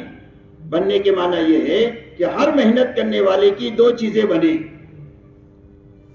एक तो उसका दिल बने, और दिल के बनने का ये माना ये है कि दिलों का रुख अल्लाह की तरफ हो जाए, कि सबको नाराज कर सकते हैं, अल्लाह को नाराज नहीं कर सकते, अल्लाह से इतना ताल्लुक हो जाए। हमारे दिलों का रुख अल्लाह के हुक्मों की तरफ हो जाए कि माल के और इक़्तिदार के बड़े बड़े नक्शों को तोड़ सकते हैं, अल्लाह के हुक्म को नहीं तोड़ सकते। अल्लाह बड़े, अल्लाह के अहकामात बड़े। और हमारे दिलों का रुख आखिरत की तरफ हो जाए कि दुनिया की राहतों को हम कुर्बान कर सकते हैं, आखिरत का नुकसान नहीं कर सकते हैं, इसलिए कि असल जिंदगी आखिरत की जिंदगी है। दुनिया तो आनी जानी है और हम सब आखिरत के मुसाफिर हैं। तो तबलीग की मेहनत सबसे पहले अपने दिल को बनाने की मेहनत है कि हमारे दिलों का रुख अल्लाह की तरफ हो जाए, अल्लाह के हुक्मों की तरफ हो जाए और आखिरत की तरफ हो जाए। दूसरा, तबलीग की मेहनत अपने फिक्र को बदलने की मेहनत है। क्या बदलने की मेहनत है? फिक्र को बदलने की मेहनत है, मलंग बनाने की मेहनत नहीं है कि सारे काम करेंगे लेकिन फिक्र दावत का होना चाहिए। जैसे एक आदमी का टोपी बनाने का कारखाना है या जूता बनाने का कारखाना है, तो जहां भी जाएगा वो जूते और टोपी देखेगा। शादी में जावे तो टोपी देखे, जूते देखे, और मैयत में जावे तो टोपी देखे, जूते देखे कि क्या लोग पहनते हैं, मैं अपने कारखाने में बनाऊं। सारे काम करता है, खाता भी है, पीता भी है, बच्चों को पालता भी है, पढ़ाता भी है, लेकिन उसका फिक्र टोपी का हो गया, उसका फिक्र जूते का हो गया। तो ये फिक्र के बदलने की मेहनत है कि 4 महीना ऐसा अच्छा लगाए कि इसका फिक्र दावत का हो जाए, अल्लाह के कलमे की सरबलंदी का हो जाए, इंसानियत की हिदायत का फिक्र हो जाए। इसलिए कि फिक्र बदलेगा तो मेहनत बदलेगी। आदमी की जो मेहनत है वो फिक्र के ताबे है। जैसे फिक्र ऐसी मेहनत। अब दुनिया की मेहनत क्यों हो रही है रात दिन? इसलिए कि दुनिया का फिक्र है। अगर फिक्र दावत का बन जाए तो आपकी की मेहनत का रुख सही हो जाएगा। और मेहनत का सही रुख वो है जो हुजूर सल्लल्लाहु अलैहि वसल्लम ने 23 साल दौरे नबूवत पे जिंदा फरमाया, वो मेहनत का सही रुख है। और ये दावत और तबलीग की मेहनत अच्छी तरह करते हुए वहां तक पहुंचने की मेहनत है। जब एक मजमा वहां तक पहुंच जाएगा, अल्लाह उस मजमे के कंधे पर रखकर हक को दुनिया में चला देंगे। तो हुजूर सल्लल्लाहु अलैहि वसल्लम ने मेहनत का क्या रुख कायम फरमाया? आपने मेहनत का ये रुख कायम फरमाया 23 साल दौरे नबूवत में कि हर ईमान वाला अपनी जान माल दावत पर इतनी लगाए जितना दावत का तकाजा है। दूसरा, इबादत पर इतनी लगाए जितना इबादत का तकाजा है, ताकि इबादत में हकीकत पैदा हो जाए, इबादत उम्मत में जिंदा हो जाए। तीसरा, अपनी जान माल अल्लाह के मखलूक को राहत पहुंचाने के लिए खिदमत पर इतनी लगाए जितना खिदमत और अखलाक का तकाजा है। नंबर 4, अपनी और अपने मुताल्लिकीन की जरूरतों के हासिल करने में और पूरा करने में अपनी जान और माल को लगाए, लेकिन बकदरे जरूरत लगाए, इसराफ से बच करके लगाए। ये मेहनत का सही रुख है, जिस सही रुख पर अल्लाह ताला ने 600 साल की जहालत और गुमराही को खत्म किया है, वो मेहनत के इस रुख की वजह से किया है। जब मेहनत को, दावत और तबलीग की मेहनत को हम सही तरीके से करेंगे तो आहिस्ता आहिस्ता हमारे दिलों का रुख भी सही होता जाएगा और हमारा फिक्र भी बदलता जाएगा। और जितना फिक्र बदलता जाएगा इतना मेहनत का रुख सही होता जाएगा। और जब मेहनत अपनी मतलब तक पहुंच जाएगी तो अल्लाह ताला अपने फजल से और अपनी कुदरत कामिला से हक को इनके गद्दे पर रखकर दुनिया में चला देंगे और गलत जिंदगियों को अल्लाह ताला मखलूक फरमा देंगे। इसलिए मेरे मोहतरम दोस्तों, अल्लाह ने एक बड़ा काम दिया है। पूरा मजमा तय करो कि इस काम को सही करना है और पूरी तरीके से करते हुए वहां तक पहुंचने का हमको हिस्सा बनना है। क्यों भाई, पूरा मजमा तैयार है? आगे का बच्चा तैयार है, पीछे का मजमा तैयार है। اللہ تعالیٰ بہت قبول فرمائے, بہت ساری رکاوٹوں کو دور فرمائے. اللہ دنیا بھی اچھے سے اچھی بنا دے اور اللہ آخرت بھی اچھے سے اچھی بنا دے. اب میرے محترم بزرگوں دوستو, ان دو چیزوں کو بڑھانا ہے اور صحیح کرنا ہے. ایک تو نقل و حرکت بڑھانا ہے, جماعتوں کا خروج بڑھانا ہے. تو جماعتوں کے خروج کے بڑھانے کا کیا راستہ؟ جماعتوں کے خروج کے میرے دوستوں بڑھانے کا راستہ یہ ہے کہ اس مجمع میں جتنے لوگ ہیں, ہر مجمع اپنی اپنی مسجد کو دیکھے کہ ہماری مسجد میں کتنا عملہ ہے جو اس محنت میں لگا ہوا ہے کسی نہ کسی درجے میں. ابھی ہے یا نہیں ہے وہ نمبر 2 کی بات ہے, لیکن اس محنت میں کتنا مجمع آیا ہے, کتنے لوگوں کے 4 مہینے لگے ہیں, کتنے لوگوں کے چلے لگے ہیں. جو 4 مہینہ چلہ لگائے ہوئے, سال 4 مہینہ لگائے علماء, یہ ہمارا سرمایہ ہے. تو ہمارا جو سرمایہ ہر مسجد کے اطراف میں ہے وہ محفوظ ہونا چاہیے اور نئے نئے لوگ اس محنت میں آتے رہنا چاہیے. یہ محنت کا صحیح رخ ہے. جب مجمع محنت پر باقی رہے گا اور نیا مجمع آتا رہے گا تو تھوڑے سے عرصے میں کام کی مضبوط شکل مسجد میں, حلقے میں, شہر میں, ملک میں اور عالم کے چپے چپے میں پیدا ہو جائے گی. حضور پاک صلی اللہ علیہ وسلم کے زمانے میں 23 سال میں کام ہونے کی بنیاد یہ ہے کہ جو آپ کی محنت پہ آیا وہ محنت پر جمع رہا, آگے بڑھتا رہا, نئے لوگ آتے گئے تو 23 سال میں کام پورا ہو گیا. آنا ہی آنا ہے, جانا نہیں ہے. جو مجمع آیا وہ کام پر جمع اور آگے بڑھا اور نیا مجمع آتا گیا تو 23 سال میں کام پورا ہو گیا. ہمارے یہاں میرے دوستو آنا جانا لگا ہوا ہے. معاف کرنا کہ لوگ لگاتے بھی ہیں اور ضائع بھی ہو رہے ہیں. آپ اپنی مسجد کے اطراف میں دیکھو کہ کتنا مجمع ہے, سال لگایا ہوا, 4 مہینہ لگایا ہوا, چلہ لگایا ہوا مجمع. یہ ہمارا سرمایہ ہے. سب سے پہلے ہمارا سرمایہ محنت پر ہونا چاہیے اور نئے لوگ محنت پہ آتے رہنا چاہیے. محنت پر ہونے کی کیا شکل ہے؟ محنت پر ہونے کی شکل یہ ہے کہ سالانہ 4 مہینہ لگائے یا کم سے کم اپنا سال کا چلہ اپنے وقت پر اپنی جماعت بنا کر کے لگائے. مہینے میں 10 دن لگائے یا کم سے کم اپنی جماعت بنا کر 3 دن اچھا لگائے. روزانہ 8 گھنٹہ لگائے یا کم سے کم 2.5 گھنٹہ لگائے. یہ محنت کی 2 شکلیں ہیں. یہ بات یاد رہے گی. جو محنت میں آیا ہے وہ محنت پر باقی رہنا چاہیے. یا تو سالانہ 4 مہینے پر باقی رہنا چاہیے یا چلے پر باقی رہنا چاہیے. ماہانہ 10 دن پر ہونا چاہیے یا 3 دن پر ہونا چاہیے. روزانہ 8 گھنٹے پر ہونا چاہیے یا 2.5 گھنٹے کی محنت پر ہونا چاہیے. تو اس فکر کو لے کر اس مجمع کو اپنے اپنے محلوں میں جانا ہے کہ بھئی جانا ہے محلے میں لے کر. پورا مجمع تیار ہے اس کے لیے. اب آپ ہی بتاؤ, آپ کی مسجد کے اطراف میں جتنا مجمع ہے, 4 مہینہ چلہ لگایا ہوا, سال لگایا ہوا, اس مجمع کو سب کو وصول کرنے کے لیے آپ کو کتنا وقت چاہیے؟ کتنے مہینوں میں آپ وصول کر لیں گے؟ اس لیے کہ آپ فکر کریں گے, محنت کریں گے, دعا کریں گے تو وصول ہوگا. ہمارے ذمہ 3 چیزیں ہیں. کام کا صحیح رخ سوچنا, اس پر اپنے بس کی محنت لگانا اور دعا کی طاقت لگانا. جب ہم 3 چیز پوری لگا دیں گے تو ہمارے بس میں جو نہیں ہے وہ اللہ کر دیں گے. یہ ترتیب ہے. تو فکر, محنت اور دعا کے لیے آپ حضرات تیار ہے؟ اب آپ ہی بتاؤ, آپ کو کوئی چیز یہاں سے طے کر کے جانا ہوگی کہ اتنے مہینے میں ہم انشاءاللہ سب کو وصول کر لیں گے. کتنا وقت چاہیے آپ کو؟ جتنا وقت آپ مانگو گے اتنا دیں گے. 4 مہینہ, 6 مہینہ, 8 مہینہ, جتنا بھی چاہیے آپ کو ملے گا. بتاؤ کتنے مہینے میں وصول کریں گے سب؟ کیونکہ بات تو سمجھے نا آپ میری. جو ہمارا سرمایہ ہے وہ کام میں باقی رہنا چاہیے اور نئے لوگ محنت پہ آنا چاہیے. یہ محنت کی صحیح اور مضبوط شکل ہے. ان کو وصول کرنے کے لیے آپ کو کتنا وقت چاہیے؟ بولو, آپ کی بولنے کی کتنے؟ جی 4 مہینے. اللہ قبول فرمائے. اور بھائی بتاؤ, زیادہ مانگو گے تو زیادہ بھی دیں گے. 1 سال, چلو ماشاءاللہ 1 سال 4 مہینے کی دور آئی ہے. تو 4 مہینے والے بھی قابل قدر ہے, سال والے بھی قابل قدر ہے.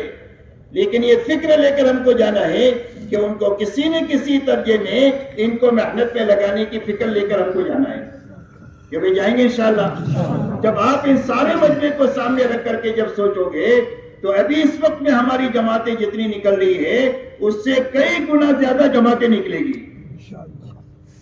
جتنی جماعتیں اس وقت میں نکل رہی ہے اس سے کئی گنا جماعتیں نکلے گی جب سارا عملہ ہمارا کام پر ہوگا اور نیا مجمع ہمارا کام میں آتا رہے گا. اس لیے ہر جماعت میں 2-3 آدمی پرانے ہوں، 8-10 آدمی نئے ہوں. اس طریقے سے جماعتوں کے بنانے کا نظام بنانا تاکہ نقل و حرکت بڑھنی چاہیے اور بڑھتے بڑھتے وہاں تک پہنچے جہاں اللہ کے علم میں پہنچانا طے ہے کہ وہ کریں گے انشاءاللہ. اب یہ سارے ساتھوں کو وقت پر وصول ہو جائے اس کے لیے جو محنت ہے وہ روزانہ کی محنت ہے اور مسجد وار جماعت کی محنت ہے. ایک تو نقل و حرکت بڑھانا ہے، دوسرا اپنی مقامی محنت کو صحیح بھی کرنا ہے اور اس کو پوری بھی کرنا ہے. مقامی محنت کو صحیح کرنے کے لیے سب سے پہلی بات یہ ہے کہ اپنی مسجد کے اطراف میں یہ دیکھنا ہے کہ ایمان والوں کے کتنے گھر ہیں. جتنے بھی ایمان والوں کے گھر ہیں وہ سارے گھروں کی اور اس میں رہنے والے جتنے افراد ہیں ان سارے افراد کی کم سے کم آخری درجے میں 1 مہینہ ہوتے ہوتے سب کی ملاقات ہونی چاہیے. محنت کا یہ نظام بنانے سے یہ سارا مجمع آپ کا وصول ہو جائے گا. اس لیے کہ یہ سارا مجمع آپ کی مسجد کے اطراف نہیں ہے. جب آپ ہر گھر ہر فرد کی ملاقات کا نظام بناؤ گے اور اہتمام سے وقت لگانے والوں کو لوگے تو انشاءاللہ پورا مجمع آپ کی محنت میں آنے کی وجہ سے اور فکر کی وجہ سے اور دعا کی وجہ سے اللہ دوبارہ ان کو کام میں لے آئے. اس کے لیے محنت کا یہ نظام بنانا کہ 1 مہینہ ہوتے ہوتے ایک گھر ایک فرد کی ملاقات ہو جائے. اس لیے کہ ایک آدمی کی آپ نے آج ملاقات کیا پھر 1 سال کے بعد اس کی ملاقات کریں گے. اب بتاؤ ملاقات کا اثر باقی رہے گا کہ ختم ہو جائے گا؟ اس لیے تعمیری کام اسی وقت میں ہو سکے گا جب ملاقات کا ایسا نظام بنا دیا جائے کہ ہر مہینہ ہوتے ہوتے ایک آدمی کی ملاقات ہو جائے، دوسرے مہینے میں دوسری مرتبہ اس کی ملاقات ہو. تو 3-4 مہینہ ہوتے ہوتے آپ دیکھو گے کہ ہر آدمی آپ کی محنت میں کسی نہ کسی درجے میں آ جائے گا. کوئی 4 مہینہ لگا دے گا، کوئی چلہ لگا دے گا، کوئی 3 دن لگا دے گا، کوئی مسجد کے کسی نہ کسی عمل میں لگا دے گا، کوئی کم از کم نماز پر آنا شروع ہو جائے گا. تعمیری کام کی برکت ہوگی کہ آپ کے ماحول میں دینداری بڑھنا شروع ہو جائے گا. اس لیے میرے دوستو یہ مجمع طے کرو کہ انشاءاللہ 1 مہینہ ہوتے ہوتے اپنے مسجد کے 100% اطراف میں رہنے والے ایمان والوں پر محنت کر کے مہینے بھر میں ملاقاتیں کریں گے کہ اس کے لیے سارا مجمع تیار ہے. اب اس کی آسان شکل میرے دوستو یہ ہے کہ آپ جو ہے وہ 2-2 آدمیوں کی 3-3 آدمیوں کی جماعت بناؤ. آپ کی مسجد میں جتنے ساتھی روزانہ کی محنت میں ہیں ان کی 2-2 کی 3-3 کی جماعتیں بنا دو اور مسجد کے اطراف میں جتنے دیہات ہیں ان جتنے گھر ہیں ان سارے گھروں کو بھی آپ تقسیم کر دو. تو ایک جماعت بنی آپ کی 3 آدمیوں کی، آپ کی مسجد کے اطراف میں 200 گھر ہیں، 5 جماعتیں آپ کی بنی، 15 ساتھی ہیں، تو 40 گھر ایک جماعت کو دے دو کہ بھئی 40 گھر میں اگر 100 آدمی رہتے ہیں تو 1 مہینے میں ملاقات آسانی سے ہو جائے گی کہ نہیں ہو جائے گی؟ تو اس کے لیے اپنے ساتھیوں کو بھی تقسیم کرنا، گھروں کو بھی ان ساتھیوں پر تقسیم کرنا. 1 نمبر جماعت 1 سے لے کر 40 تک کام کرے گی، دوسری جماعت 41 سے لے کر 80 تک کام کرے گی، تیسری جماعت 81 سے لے کر 120 تک کام کرے گی اور 1 مہینہ ہوتے ہوتے 100% گھر اور افراد کی ملاقات ہو جائے گی. جب محنت کا یہ رخ قائم ہوگا تو ہر جماعت کو اپنا کام کا نفع نظر آئے گا. ہر جماعت 30 دن تک 40 گھروں پر محنت کیا تو کیا نفع ہوا؟ 5 آدمی نمازی بن گئے، 3 آدمیوں نے 3 دن لگایا، 2 آدمیوں نے غلط زندگیوں سے توبہ کیا. یہ محنت کا نفع ہے. جب محنت کا نفع ہر جماعت کے سامنے نظر آئے گا تو ہر جماعت کی طبیعت کام پر چل پڑے گی. اب یہ طبیعت پر کام بوجھل ہو گیا ہے، طبیعت کام پر آمادہ نہیں ہے. جب کام کا نفع نظر آئے گا تو طبیعت کا بوجھ ختم ہو جائے گا اور طبیعت کام پر چل پڑے گی، بلکہ ایسی دوڑے گی کہ روکنے سے بھی نہیں رکے گی. اس لیے میرے دوستو اپنی اپنی مسجدوں کے اطراف میں محنت کا یہ رخ قائم کرنا. کیوں بھائی قائم کریں گے؟ بھائی کون کون قائم کریں گے یہ رخ؟ ماشاءاللہ ماشاءاللہ ماشاءاللہ. اللہ تعالیٰ قبول فرمائے، آسان فرمائے. جب آپ یہ رخ قائم کر لو گے تو اب میرے دوستو آپ کے لیے روزانہ کا جو مشورہ ہے وہ مشورہ آسان ہو جائے گا. اس لیے کہ ہر جماعت کو اپنا کام معلوم ہے. وہ काम तो क्लोज करना ही है उनको, हर घर हर की मुलाकात के लिए 3 घरों की मुलाकात आज किया है, 4थे घर से आज काम शुरू करना है। जमात बनी हुई है, इलाका बना हुआ है, अब सोचने की जो जरूरत है उन कामों को सोचने की जरूरत है जो वक्ती होती है। हमारी इस मेहनत में 2 तकाजे हैं, एक दायमी तकाजा है, होगा हर घर हर फर्द की मुलाकात है, एक वक्ती तकाजा है, और वक्ती तकाजे है वो ये है कि हमारी मस्जिद के अतराफ में जो बीमार है उसकी इयादत के लिए जमात को भेजना है, कोई मैयत हो गई है उसकी ताज़ियत के लिए भेजना है, कोई जमात पे गया है उसके घर की देखभाल के लिए उसके घर के मर्दों से जाकर मिलना है। घर में मर्द नहीं है तो अपनी समझदार औरतों को घर में भेजकर घर के हाल हवाल लेना है। कोई जमात अपनी मस्जिद में आई है तो उस जमात की नुसरत करनी है, कमजोर जमात है तो उसके साथ लग करके उसको काम सिखाना है, और मजबूत जमात है तो अपनी मस्जिद के काम पर काबू पाने के लिए उनको इस्तेमाल करना है। कोई जमात 3 दिन की निकल रही है तो 3 दिन की जमात को वसूल करना है, उसको रवानगी समझानी है अच्छी तरह। कोई जमात वापस आ रही है तो उसको वसूल करना है, उसकी कारगुजारी लेना है, इस्तेमाल करना है, और उसी के साथ में इनको वापसी की बात समझा करके फिर भेजना है कि वापस जाकर अपने तुम घर वालों के साथ कैसे रहोगे, अपने महल्ले वालों के साथ कैसे रहोगे, अपनी बस्ती वालों के साथ तुम्हारा क्या सलूक होगा। जब हमारी जमात में निकलने वाले 3 दिन चिल्ले 4 महीने में अपनी जिंदगियों को बना करके वापस जाएंगे तो यही लोगों को काम में लगने का जरिया बनेगा। लोग तकरीर से तबलीग में नहीं आएंगे, हमारी जिंदगियों को बदलता हुआ देखकर लोग जोक दर जोक तबलीग की तरफ आएंगे। इसलिए कि हर घर में किसी न किसी लाइन की परेशानी है, कहीं बाप की तरफ से परेशानी है, कभी बेटे की तरफ से परेशानी है, कभी भाई की तरफ से परेशानी है, कभी शौहर की तरफ से परेशानी है, और इस सारी परेशानियों में लोग उसका इलाज तलाश करते हैं, और वो इलाज अल्लाह ने इस मेहनत में रखा है। जब इस मेहनत से हमारी जिंदगी बदलेगी तो लोगों को रास्ता मिल जाएगा कि यहाँ जाने से हमारे शौहर ठीक हो जाएंगे, हमारे भाई ठीक हो जाएंगे, हमारा बेटा ठीक हो जाएगा, हमारा बाप ठीक हो जाएगा, तो लोग जोक दर जोक कम मेहनत से दीन की मेहनत पे आना शुरू हो जाएगा। इसके लिए मेरे दोस्त ये वक्ती तकाजे हैं, इन वक्ती तकाजों पर भी अपने सारे साथियों को इस्तेमाल करना। मस्जिद का काम 2-3 आदमियों के हाथ में नहीं होना चाहिए, बल्कि मस्जिद का काम सारे अमले के हाथ में होना चाहिए, और सारा अमला काम का उस वक्त में बनेगा जब हर अमले से आप काम लोगे, हर साथी से काम लो। आप ये ना समझो कि ये काम मैं कर सकता हूं, मेरा साथी नहीं कर सकता। हर साथी में आलमी इस्तेदाद अल्लाह ने रखी है। जब आप इसको मेहनत पर डालोगे तो मेहनत करते करते वो करने वाला बन जाएगा, गाते गाते गवैया बन जाता है, करते करते करने वाला बन जाता है। तो अपने सारे साथियों को इन तकाजों पर इस्तेमाल करना, ये वक्ती तकाजे हैं। और रोजाना का जो तकाजा है वो हर घर हर फर्द की मुलाकात है। अब बताओ ये सारे तकाजे क्यों भाई बैठकर मशवरा करने से पूरे हो जाएंगे? मशवरा करने से तकाजे पूरे होंगे? नहीं, मशवरे में तो आप सिर्फ तकाजों को तकसीम करेंगे, और ये तरतीब सही करने की वजह से आपका मशवरा आसान हो जाएगा। आपको सिर्फ कल की कारगुजारी सुननी है, आज के वक्ती तकाजों को तकसीम करना है, दायमी तकाजे तो सबको मालूम है, तो चंद मिनट में आपका मशवरा हो जाएगा। अब मशवरे के बाद में काम के तकाजे उस वक्त पूरे होंगे जब रोजाना कम से कम आप अपने घर कारोबार में से 2.5 घंटा फारिग करेंगे। 2.5 घंटा ऐसे वक्त में फारिग करना जिस वक्त में लोग आपको मिले।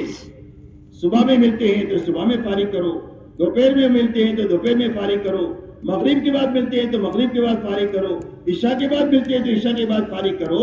लेकिन देर तक रात में फिर लोगों के घरों पर नहीं जाना चाहिए। आमतौर पर जितने वक्त में लोग जागते हैं और मिलना मुनासिब समझते हैं, इतने वक्त में उनके पास जाकर उनकी मुलाकातें करना। अब मुलाकातों के लिए क्यों भाई वक्त चाहिए कि नहीं चाहिए? अगर वक्त होगा, वक्त नहीं होगा तो कोई काम होगा भाई? वक्त नहीं देंगे तो उसकी मिसाल ऐसी है जैसा कि आपके घर में वर्जिश की साइकिल होती है। एक साइकिल तो रोड पर है जिस पर बैठकर आदमी काम पर जाता है, और एक वर्जिश घर में होती है जिसमें बैठकर आदमी वर्जिश करता है। अब वो घर की साइकिल क्या बताती है मीटर में कि तू 50 किलोमीटर आगे दुनिया से आगे निकल गया, और 1 इंच वो साइकिल अपनी जगह से हिली नहीं। تو بیٹھ کر مشورہ کریں گے، باتیں کریں گے. ہاں تو میرے دوستوں کوئی بھی کام ہونے والا نہیں. یاد رکھو مشورے کے بعد وقت فارغ کریں گے تو ہر دن ہمارے کام کے بڑھنے کا ذریعہ ہوگا. اس لیے اس کے لیے کم سے کم 2.5 گھنٹے فارغ کرنا. کیوں بھائی 2.5 گھنٹے سب کے پاس ہے کہ نہیں ہے؟ کیوں بھائی ہے؟ تو کون کون فارغ کرے گا 2.5 گھنٹے؟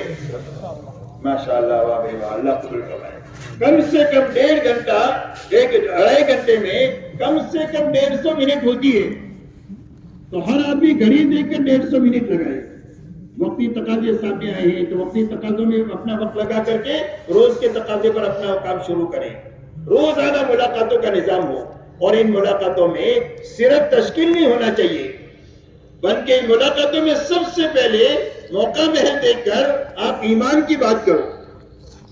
اللہ کی بڑائی، اللہ کی قدرت، اللہ کے خزانے، اللہ کے احسانات، یہ ساری بدیہی چیزیں ہیں، یہ لوگوں کے سامنے پیش کرنا. پھر اتنے بڑے اللہ کو ساتھ دینے کا راستہ کیا ہے؟ کہ اللہ کے حکموں پر عمل کرنا ہے، نافرمانی سے بچنا ہے. تو حکموں پر چلنے کا نفع سمجھانا، بے حکمی کا نقصان سمجھانا. تیسرا آخرت سمجھانا. یہ 3 بنیادیں ہر ایمان والے کے سامنے پیش کر کے ہمارا ہر کام کرنے والا روزانہ کم سے کم 2 گھنٹہ 2.5 گھنٹہ ایمان کو بولنا چاہیے، آخرت کو بولنا چاہیے، دین پر چلنے کے فضائل کو بولنا چاہیے، اور بے دینی کے نقصانات کو بولنا چاہیے. تو لوگوں کے اندر میں تو ماحول بنے گا، محنت کرنے والے روز ترقی کرتے چلے جائیں گے. اس لیے ان بنیادوں کو سمجھ کر اب 4 مہینے کی تشکیل کرنا. 4 مہینے کی تشکیل آپ اس وقت میں کر سکیں گے جب آپ کی مسجدوں میں 4 مہینے کی جماعت کا عنوان ہوگا. ہر مسجد میں جس سے 5 عمل ہوتے ہیں، کم سے کم سال میں 1-2 جماعتیں 4 مہینے کی نکلے. یہ عنوان آپ کے پاس میں ہونا چاہیے کہ کون سے مہینے میں ہمارے یہاں 4 مہینے کی جماعت نکلنا آسان ہے. آپس کے مشورے سے وہ مہینہ اور تاریخ طے کرنا. اس کے بعد جو ساتھی 4 مہینے میں نہیں جا سکتے ہیں، ان کی چلوں کی تشکیل کرنا، ان کے اوقات طے کرنا کہ کون سے مہینے میں کون سا ساتھی چلہ لگائے گا، تاکہ آپ کی مسجد میں ہر وقت پہ تقاضے رہنا چاہیے 4 مہینے کی جماعت کے، چلوں کی جماعت کے، ہر ہفتے میں 3 دن کی جماعتوں کے، تاکہ آپ لوگوں کی ملاقات میں جب جائیں تو آپ کے ذہن میں کام ہونا چاہیے. اس کام کو لے کر لوگوں کے پاس آپ جائیں. جب کام لے کر آپ لوگوں کے پاس جائیں گے تو آپ کی بات میں وزن پیدا ہو جائے گا. اس لیے کہ جس سے آپ ملیں گے اس کو یا تو آپ کو 4 مہینے کے لیے تیار کرنا ہے، ایمان آخرت کو بتا کر. 4 مہینے کے لیے تیار نہیں ہوا تو چلے کے لیے تیار کرنا ہے. چلے کے لیے نہیں تیار ہوا تو 3 دن کے لیے تیار کرنا ہے. جب آپ اوپر سے نیچے آئیں گے تو انشاءاللہ آپ کی 3 دن کی جماعتیں اتنی بڑھے گی کہ اس کی بڑھنے کی وجہ سے سال کے چلے 4 مہینے کی جماعتیں بڑھ جائیں گی. سال میں چلے 4 مہینے کی جماعتیں جتنی بڑھے گی، جتنی 3 دن کی جماعتیں بڑھیں گی. اس کے لیے 3 دن کی جماعتوں کے بڑھانے کا نظام یہ ہے کہ ہر گھر ہر فرد کی ملاقات کرنا، یہ باتیں سمجھا کر 4 مہینے کی تشکیل کرنا. نہیں تیار ہوا کوئی بات نہیں، چلے کی تشکیل کرو. چلے کے لیے نہیں تیار ہوا 3 دن کی تشکیل کرو. 3 دن کے لیے تیار نہیں ہوا تو مسجد کے کسی نہ کسی عمل میں شریک ہونے کی ان کو دعوت دو. اس طریقے سے روزانہ ایک تو مشورہ کرنا ہے، ایک روزانہ 2.5 گھنٹہ لگا کر کے ایک گھر ایک فرد کی ملاقات بھی کرنا ہے، اور اپنے وقتی تقاضوں کو بھی پورا کرنا ہے. کہ وہ کریں گے انشاءاللہ. اسی کے ساتھ تیسرا جو کام کرنا ہے وہ فضائل کی تعلیم میں، اپنی اپنی مسجدوں میں فضائل اعمال اور فضائل صدقات کی تعلیم میں عمل کی نیت سے پابندی کے ساتھ اپنے آپ کو محتاج سمجھ کر بٹھانا ہے. جب عمل کی نیت سے بیٹھیں گے تو یہ تعلیم کا عمل اتنا طاقتور عمل ہے کہ ہماری ایمان کی کھوٹ تعلیم کی برکت سے دور ہو جائے گی. ہماری نماز کی سستی تعلیم کی برکت سے دور ہوگی. ہمارے گھروں کے جھگڑے تعلیم کی برکت سے دور ہوں گے. ہماری زندگی میں حلال حرام کی رعایت تعلیم کی برکت سے آئے گی. ہمارے اندر اللہ کو راضی کرنے کے جذبہ تعلیم کی برکت سے آئے گا. بڑے بننے کا، سمعت کا، ریا کا، یہ سارے جذبے ختم ہوں گے. یہ تعلیم کی برکت سے ہوگی. یہ ایمان کو پانی پہنچانے والا عمل ہے. اور جان مال کی صحیح ترتیب لگانے کی وہ زندگی میں زندہ ہوگی، وہ تعلیم کی برکت سے ہوگی. اس لیے پابندی کے ساتھ روزانہ اپنی تعلیم میں بیٹھنا، اور اتنی دیر تعلیم کرنا جتنی دیر مسجد میں آنے والا مجمع بشاشت کے ساتھ بیٹھے. جتنی بشاشت بڑھتی جائے آہستہ آہستہ بڑھائے. ایسا نہیں کہ ہم تو آدھا گھنٹہ کریں گے تو بیٹھے نہیں بیٹھے، یہ ترتیب صحیح نہیں ہے. آپ تو جتنی بشاشت ہے اتنی دیر تعلیم کریں. 10 منٹ کی ہے تو 10 منٹ کرے, 15 منٹ کی ہے تو 15 منٹ کرے. جتنی بشاشت بڑھے, طلب بڑھے, اتنا تھوڑا وقت آگے بڑھاتے چلے جائیں. کیوں وہ کریں گے انشاءاللہ. اسی کے ساتھ میں اپنے گھر کا ماحول بنانے کے لیے اپنے گھروں میں بھی تعلیم کرنا. روزانہ ہماری موجودگی میں اپنے گھر والوں کے بیچ میں بیٹھ کر چھوٹے بڑوں کو لے کر فضائل اعمال اور فضائل صدقات سے اتنا پڑھنا کہ ان کی طلب باقی رہے کہ ایک دو حدیث اور پڑھتے تو زیادہ اچھا ہوتا. اتنی دیر تعلیم کرنا اور محبت کے ساتھ کرنا, ڈانٹ ڈپٹ کے ساتھ نہیں, برا بھلا کہنے کے ساتھ نہیں, مار پیٹ کے ساتھ نہیں, تانا تشریح کے ساتھ نہیں. کوئی نہ بھی کہے تو برداشت کرنا. اور آپ تعلیم کرتے رہو. 2-2.5 مہینہ 3 مہینہ ہوتے ہوتے اللہ تعالیٰ گھر کا ماحول تعلیم کی برکت سے بنا دیں گے. حضرت جی رحمت اللہ فرماتے تھے کہ تمہارے گھروں میں جتنے بے دینی کے سوراخ ہیں وہ سارے سوراخ تعلیم کی برکت سے بند ہو جائیں گے. اور گھروں میں نماز کی فضا بننا شروع ہو جائے گی. گھروں میں سیکھنے سکھانے کی فضا شروع ہو جائے گی. گھروں میں قرآن پاک کی تلاوت کا ماحول ہو جائے گا. گھروں میں سنت کا ماحول زندہ ہو جائے گا. گھروں میں صبح شام کی تسبیحات زندہ ہو جائے گی. گھروں میں سادگی اور حیا کا ماحول بن جائے گا. اور گھروں میں جتنی برائیاں آئی ہوئی ہے وہ آہستہ آہستہ ساری برائیاں تعلیم کی محبت کے ساتھ کرنے کی برکت سے ختم ہو جائے گی. اس لیے فضائل کی تعلیم پابندی کے ساتھ اپنے گھروں میں کرتے ہوئے کبھی کبھی اپنے گھروں میں 6 نمبر کے مذاکرے بھی کرنا ہے اور باری باری کرنا ہے. کبھی آپ کریں, کبھی بیٹی سے کرائیں, کبھی بیوی سے کرائیں, کبھی اماں سے کرائیں. باری باری 6 نمبر کا مذاکرہ کرنا تاکہ یہ 6 صفات ہر چھوٹے بڑے کی زندگی میں اپنی زندگی میں لانے کا فکر پیدا ہو جائے کہ مجھے اپنا ایمان بنانا ہے, مجھے اپنی نماز اچھے سے اچھی بنانی ہے, مجھے اپنی زندگی علم کی روشنی میں گزارنی ہے, اللہ سے روز اپنا تعلق بڑھانا ہے, ہر مسلمان سے محبت کرنا سیکھنا ہے, اللہ کو راضی کرنے کی اور آخرت بنانے کی فکر میں لگنا ہے, اور اپنی جان مال کی ترتیب وہ قائم کرنا ہے جو حضور صلی اللہ علیہ وسلم امت کی قائم کر کے گئے. تو یہ فکر پیدا ہو, اس کے لیے 6 نمبر کے مذاکرے کریں. کیوں بھائی کون کون گھروں میں تعلیم شروع کریں گے؟ ماشاءاللہ, اللہ تعالیٰ قبول فرمائے, برکت عطا فرمائے. اسی کے ساتھ میرے محترم دوستو, اپنے محلے میں 100% نماز کی فضا بنے اور ہمارے ہر ہفتے کے گشت سے جماعت نکلے. اس کے لیے ہفتہ واری گشت ایسا اچھا کرنا کہ یہ 2 چیزیں وجود میں آنا چاہیے. ایک تو 100% نماز کی فضا بنے, دعوت عبادت کو زندہ کرنے کے لیے ہے, اذان نماز کو زندہ کرنے کے لیے ہے. سال بھر کی محنت کے بعد میں ہم کو یہ ضرور دیکھنا چاہیے کہ ہماری مسجد میں کتنے نمازی بڑھے, اس لیے کہ دعوت عبادت کو زندہ کرنے کے لیے ہے. اس لیے ایک تو 100% نماز ہمارے محلوں میں زندہ ہو, اس کی فکر کرنا ہے. حضرت جی رحمت اللہ علیہ کے زمانے میں آپ کو یاد ہوگا یہ پوچھا کرتے تھے کارگزاری میں کہ بھی ہم کو تو ایسی بستیاں بتاؤ جہاں 100% مسلمان مرد عورتیں نمازی ہو, مرد مسجدوں میں نماز پڑھے, عورتیں اپنی گھر کی مسجد میں نماز پڑھے. اگر کوئی گاؤں بتاتے تھے تو حضرت خوش ہو جاتے تھے. ہماری محنت عبادت کو زندہ کرنے کے لیے ہے اور پہلے عبادت میں نماز زندہ ہونی چاہیے. 100% نمازی بنے, اس کی فکر کے ساتھ میں اچھے سے اچھا گشت کرنا جس میں قرآن زیادہ ہو, نئے کم ہو, 2 نمازوں کے درمیان کا وقت فارغ کر کے کریں, مسجد میں بات بھی ہو, جماعتیں بھی ضرورت کے مطابق باہر جائیں, اندر میں دعا کا نظام بھی ہو, استقبال کا بھی نظام ہو, اور ایسا اچھی طریقے سے گشت کرنا فکر اور ذکر کے ساتھ کہ نماز کی فضا بھی بنتی جائے اور ہمارے ہر گشت سے بھلے 3 دن کی جماعت نکلے لیکن نقد جماعتیں نکلے. کہ بھائی کریں گے انشاءاللہ. یہ عمومی گشت حضور صلی اللہ علیہ وسلم کی محنت کے سب سے زیادہ قریب ہے. اس میں اللہ نے اتنی طاقت رکھی ہے کہ پورا قرآن عملی طور پر امت میں جو زندہ ہوگا یہ عمومی گشت کی برکت سے زندہ ہوگا. آپ دیکھو ایک جماعت جاتی ہے گشت میں, ایک آدمی نماز نہیں پڑھتا, اس سے ملاقات کیا, سمجھا کر لے آئی, اس نے وضو کیا تو وضو والی آیت زندہ ہو گئی.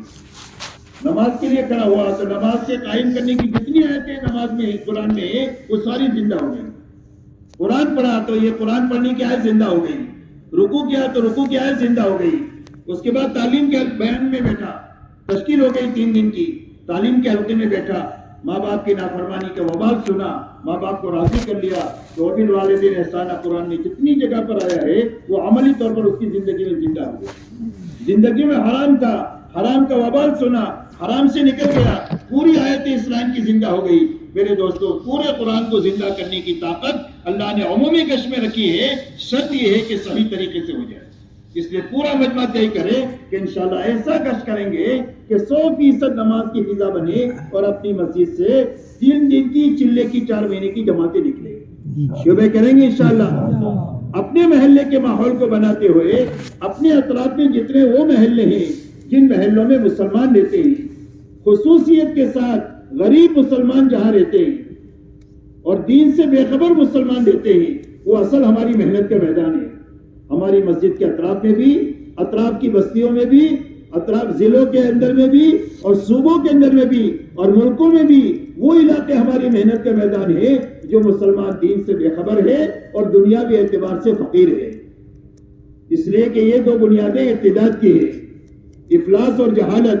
یہ 2 چیزیں جن میں ہوتی ہے وہ معمولی بہانے سے اسلام سے نکل جاتے ہیں۔ ان سے کہا جائے کہ تمہارے گھر کا ریپیئرنگ کرا دیں گے تو اسلام سے نکل جاتے ہیں، تمہارے بچوں کو اسکول پڑھا دیں گے تو اسلام سے نکل جاتے ہیں، تمہارا علاج کرا دیں گے تو اسلام سے نکل جاتے ہیں، معمولی چیزوں سے۔ اس لیے کہ میرے دوستوں ان کو ایمان کا نفع معلوم نہیں اور غربت ہے، ضرورت ہے، تو عام طور پر یہ لوگ نکل جاتے ہیں۔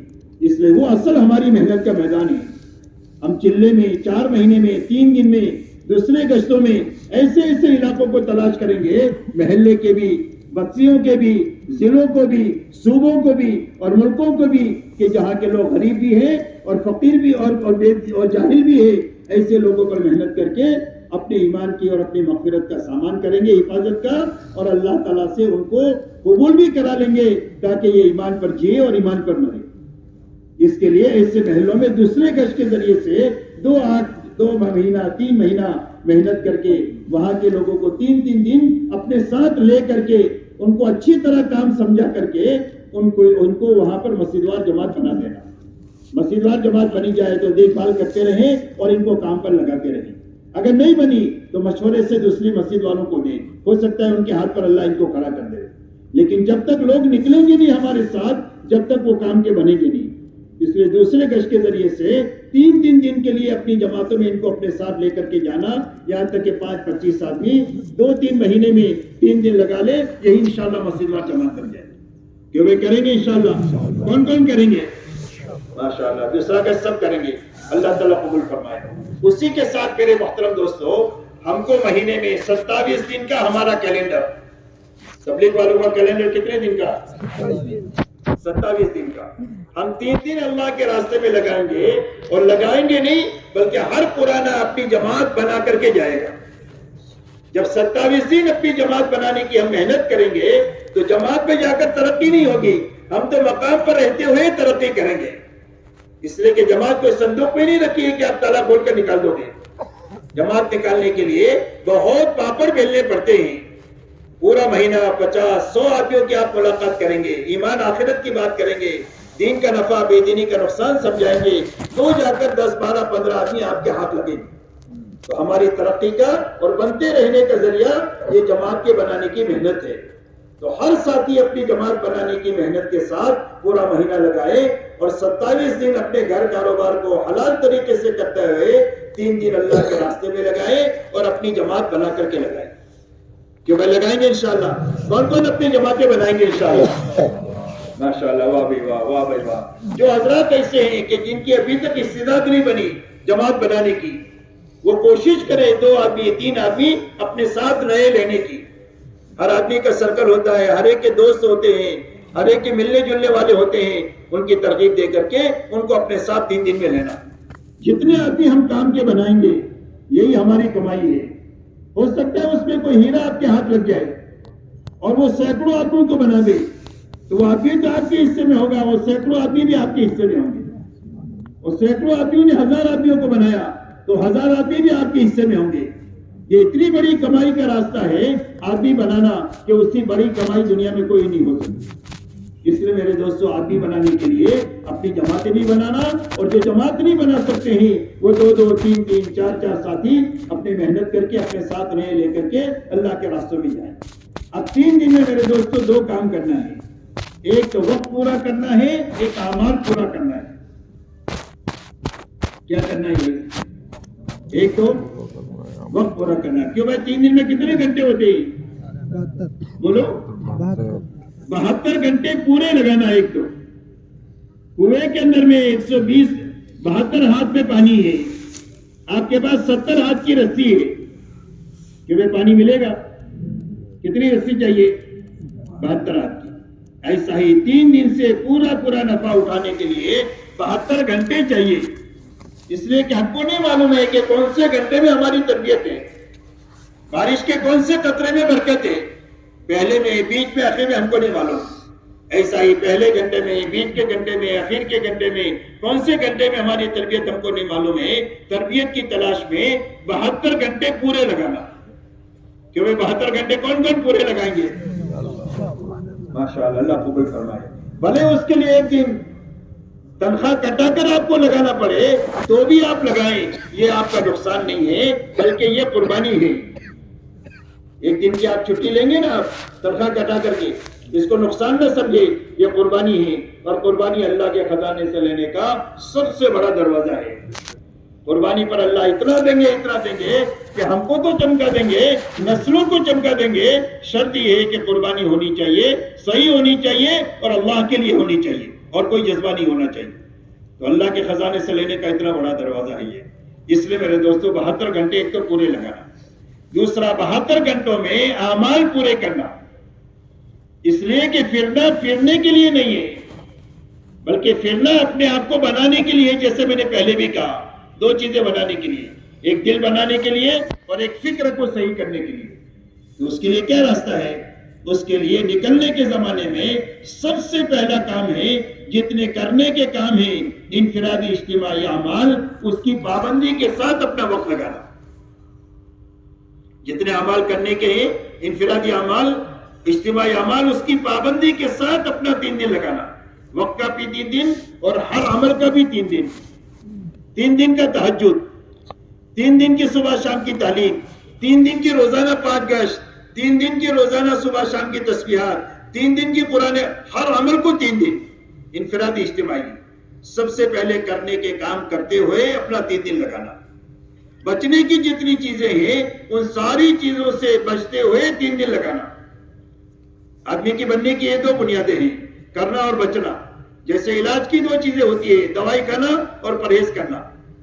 آپ نے دوائی نہیں کھائی تو علاج نہیں ہوگا, اور یہ دوائی کھائی پرہیز نہیں کیا تو دوا کام نہیں کرے گی. تو ایسا ہی ہمارے بننے کی یہ 2 بنیادیں ہیں, کرنا اور بچنا. کرنا اور بچنا یاد رکھیں, سارے کام کرنا, ساری چیزوں سے بچنا جو بچنے کی چیزیں ہیں. خاص کر کے موبائل سے اپنے آپ کو بچانا. اس وقت کا سب سے بڑا فتنہ جو ہے وہ موبائل ہے. اس لیے 3 دن میں, چلے میں, 4 مہینے میں موبائل نہ لے جائیں. یہ سب سے زیادہ اچھا وقت لگانے کی ترتیب ہے. ہو سکتا ہے کہ ضرورت ہو تو پوری جماعت میں مشورے سے ایک آدمی موبائل ہو وہ بھی بند کر کے رکھ دو. کبھی ضرورت پڑے 15 دن میں, 10 دن میں, تو اپنا ضرورت استعمال کر کے بند کر کے پھر رکھ دیا. اس لیے کہ فون چالو رہے گا تو آدمی یکسو ہو ہی نہیں سکتا تبلیغ میں. کبھی بیوی کا, کبھی بچوں کا, کبھی دوستوں کا, کبھی سیٹ کا, کبھی نوکر کا, تو آدمی بیچارہ تبلیغ کیا کرے گا؟ آدمی تو اسی میں الجھا رہے گا. اس لیے میرے دوستوں, بچنے کی ساری چیزوں سے بچتے ہوئے اور کرنے کے سارے کام کرتے ہوئے اپنا ہر دن گزارنا. روزانہ اپنا محاسبہ خود کرنا کہ آج کے دن کیا کیا, کیا نہیں کیا. سارے کام ہو گئے تو شکر کریں, کوئی کام چھوٹ گیا تلافی ہو سکتی ہے تو تلافی کر کے سوئے. اجتماعی عمل چھوٹ گیا تلافی نہیں کر ہو سکتی ہے تو توبہ استغفار کر کے 2 رکعت صلاۃ التوبہ پڑھ کر سوئے. جس عمل کے کرنے پر خوشی نہ ہو اور جس کے چھوٹنے پر غم نہ ہو وہ کام نہیں ہوتا ہے, وہ کھیل ہوتا ہے. اور کھیل پر اللہ کا کوئی وعدہ نہیں ہے, کام پر اللہ کا وعدہ ہے. اس لیے شکر اور استغفار کے ساتھ میں اپنا 3 دن لگانا, چلہ لگانا, 4 مہینہ لگانا, روز اپنا محاسبہ کرتے ہوئے اس محنت پہ چلنا. یہ پہلی بنیاد ہے. دوسری بنیاد میرے دوستو یہ ہے کہ جہاں پر بھی آپ کی جماعت جائے 3 دن کی, چلے کی, 4 مہینے کی, وہاں پر آپ کو 3 دن, 4 دن آخری درجے میں ایک ایک گھر, ایک ایک فرد پر محنت کر کے ایمان آخرت سمجھا کر ان کو 4 مہینہ چلہ, کم سے کم 3 دن کی جماعت نکلنے کے لیے تیار کرنا. اس لیے کہ ہماری محنت تقریر کے لیے نہیں ہے, ہم بیانات کرنے کے لیے نہیں پھرتے. ہم حضور صلی اللہ علیہ وسلم والی محنت کو امت میں زندہ کرنے کے لیے پھرتے ہیں. اس لیے کہ امت کا المیہ یہ نہیں ہے کہ امت کو دین معلوم نہیں ہے. اور امت کا المیہ نہیں ہے کہ دین کے پر چلنے کے وسائل نہیں ہیں، وسائل بھی ہے، معلومات بھی ہے، لیکن اندر میں دین پر چلنے کی طاقت نہیں ہے۔ وہ طاقت صرف ہماری تقریر سے نہیں پیدا ہوگی، اس لیے وہاں پر محنت کر کے ایک ایک گھر ایک ایک فرد پر محنت کر کے اللہ کے راستے میں ان کو نکلنے کے لیے تیار کرنا۔ اس لیے جماعت بنانا یہ ہمارے نکلنے کا دوسرا کام ہے، اپنے آپ کو بنانے کے ساتھ۔ اس کے لیے اپنے آپ کو تھکانا، کبھی نکلے گی کبھی نہیں نکلے گی، لیکن محنت پوری لگا دینا۔ محنت کا نام کام ہے، نتیجے کا نام کام نہیں ہے۔ نتیجہ تو اللہ کی ذمہ ہے، اللہ علیم اور حکیم ہے، اپنے علم اور حکمت سے کبھی جلدی نکال دیتے ہیں، کبھی دیر بھی نکال دیتے ہیں، کبھی بہت اچھا نکالتے ہیں، کبھی اچھا نکالتے ہیں۔ نتیجے کا نام بعد میں ہے، محنت کا نام اصل کام اصل ہے۔ حضور صلی اللہ علیہ وسلم طائف میں تشریف لے گئے، کوئی نتیجہ نہیں ہے فوری طور پر، لیکن پوری آسمانی دنیا میں ہلچل بن گئی، اس لیے کہ محنت پوری ہو گئی۔ اس لیے اپنی محنت پوری لگانا جماعت کے نکالنے کے لیے اللہ کے راستے میں، یہ دوسرا کام ہے تبلیغ میں نکل کر۔ تیسرا کام میرے دوستو یہ ہے کہ جس مسجد میں آپ گئے وہاں مسجد وار جماعت نہیں ہے، جب آپ نکل جائیں گے تو اس مسجد میں محنت ختم ہو جائے۔ تو کسی مسجد میں محنت ختم نہیں ہونی چاہیے، مسجد میں محنت ہوتی رہنی چاہیے۔ اس لیے پہلے دن سے آپ کی فکر یہ ہو کہ یہاں مسجد وار جماعت بنا کر کے ہم کو نکلنا ہے۔ اس لیے وہاں کے لوگوں کو مانوس کرنا، ان کو قریب کرنا، ان کو اپنے ساتھ اعمال میں شریک کرنا۔ آپ ان کو مشورے میں لو، تعلیم میں لو، ملاقاتوں میں لو، گرجوں میں لو، یہی 5 کام ہیں۔ 3 دن آپ کے ساتھ اعمال میں رہیں گے، کام کی کچھ نہ کچھ سوجھ بوجھ بھی آئے گی، کام کا نفع بھی دیکھیں گے، اور جب سوجھ بوجھ اور کام کا نفع دیکھیں گے تو کام کا دائیا پیدا ہو جائے گا۔ آخری دن تشکیل کر کے آپ ان کی جماعت بنا دیں، ان کے اعمال کا وقت طے کر دیں۔ آپ نے بنیاد ڈال دیا، بیج ڈال دیا، اللہ اس کو اگائیں گے۔ جب کبھی بھی کام کریں گے اس میں آپ کا حصہ ہوگا۔ مسجد وال جماعت بنی ہوئی ہے تو دیکھو کہ نام کی ہے کہ کام کی ہے۔ اس لیے کہ اکثر مسجد وال جماعت ہے، نام کی ہے، کام کی تھوڑی ہے، معاف کرنا۔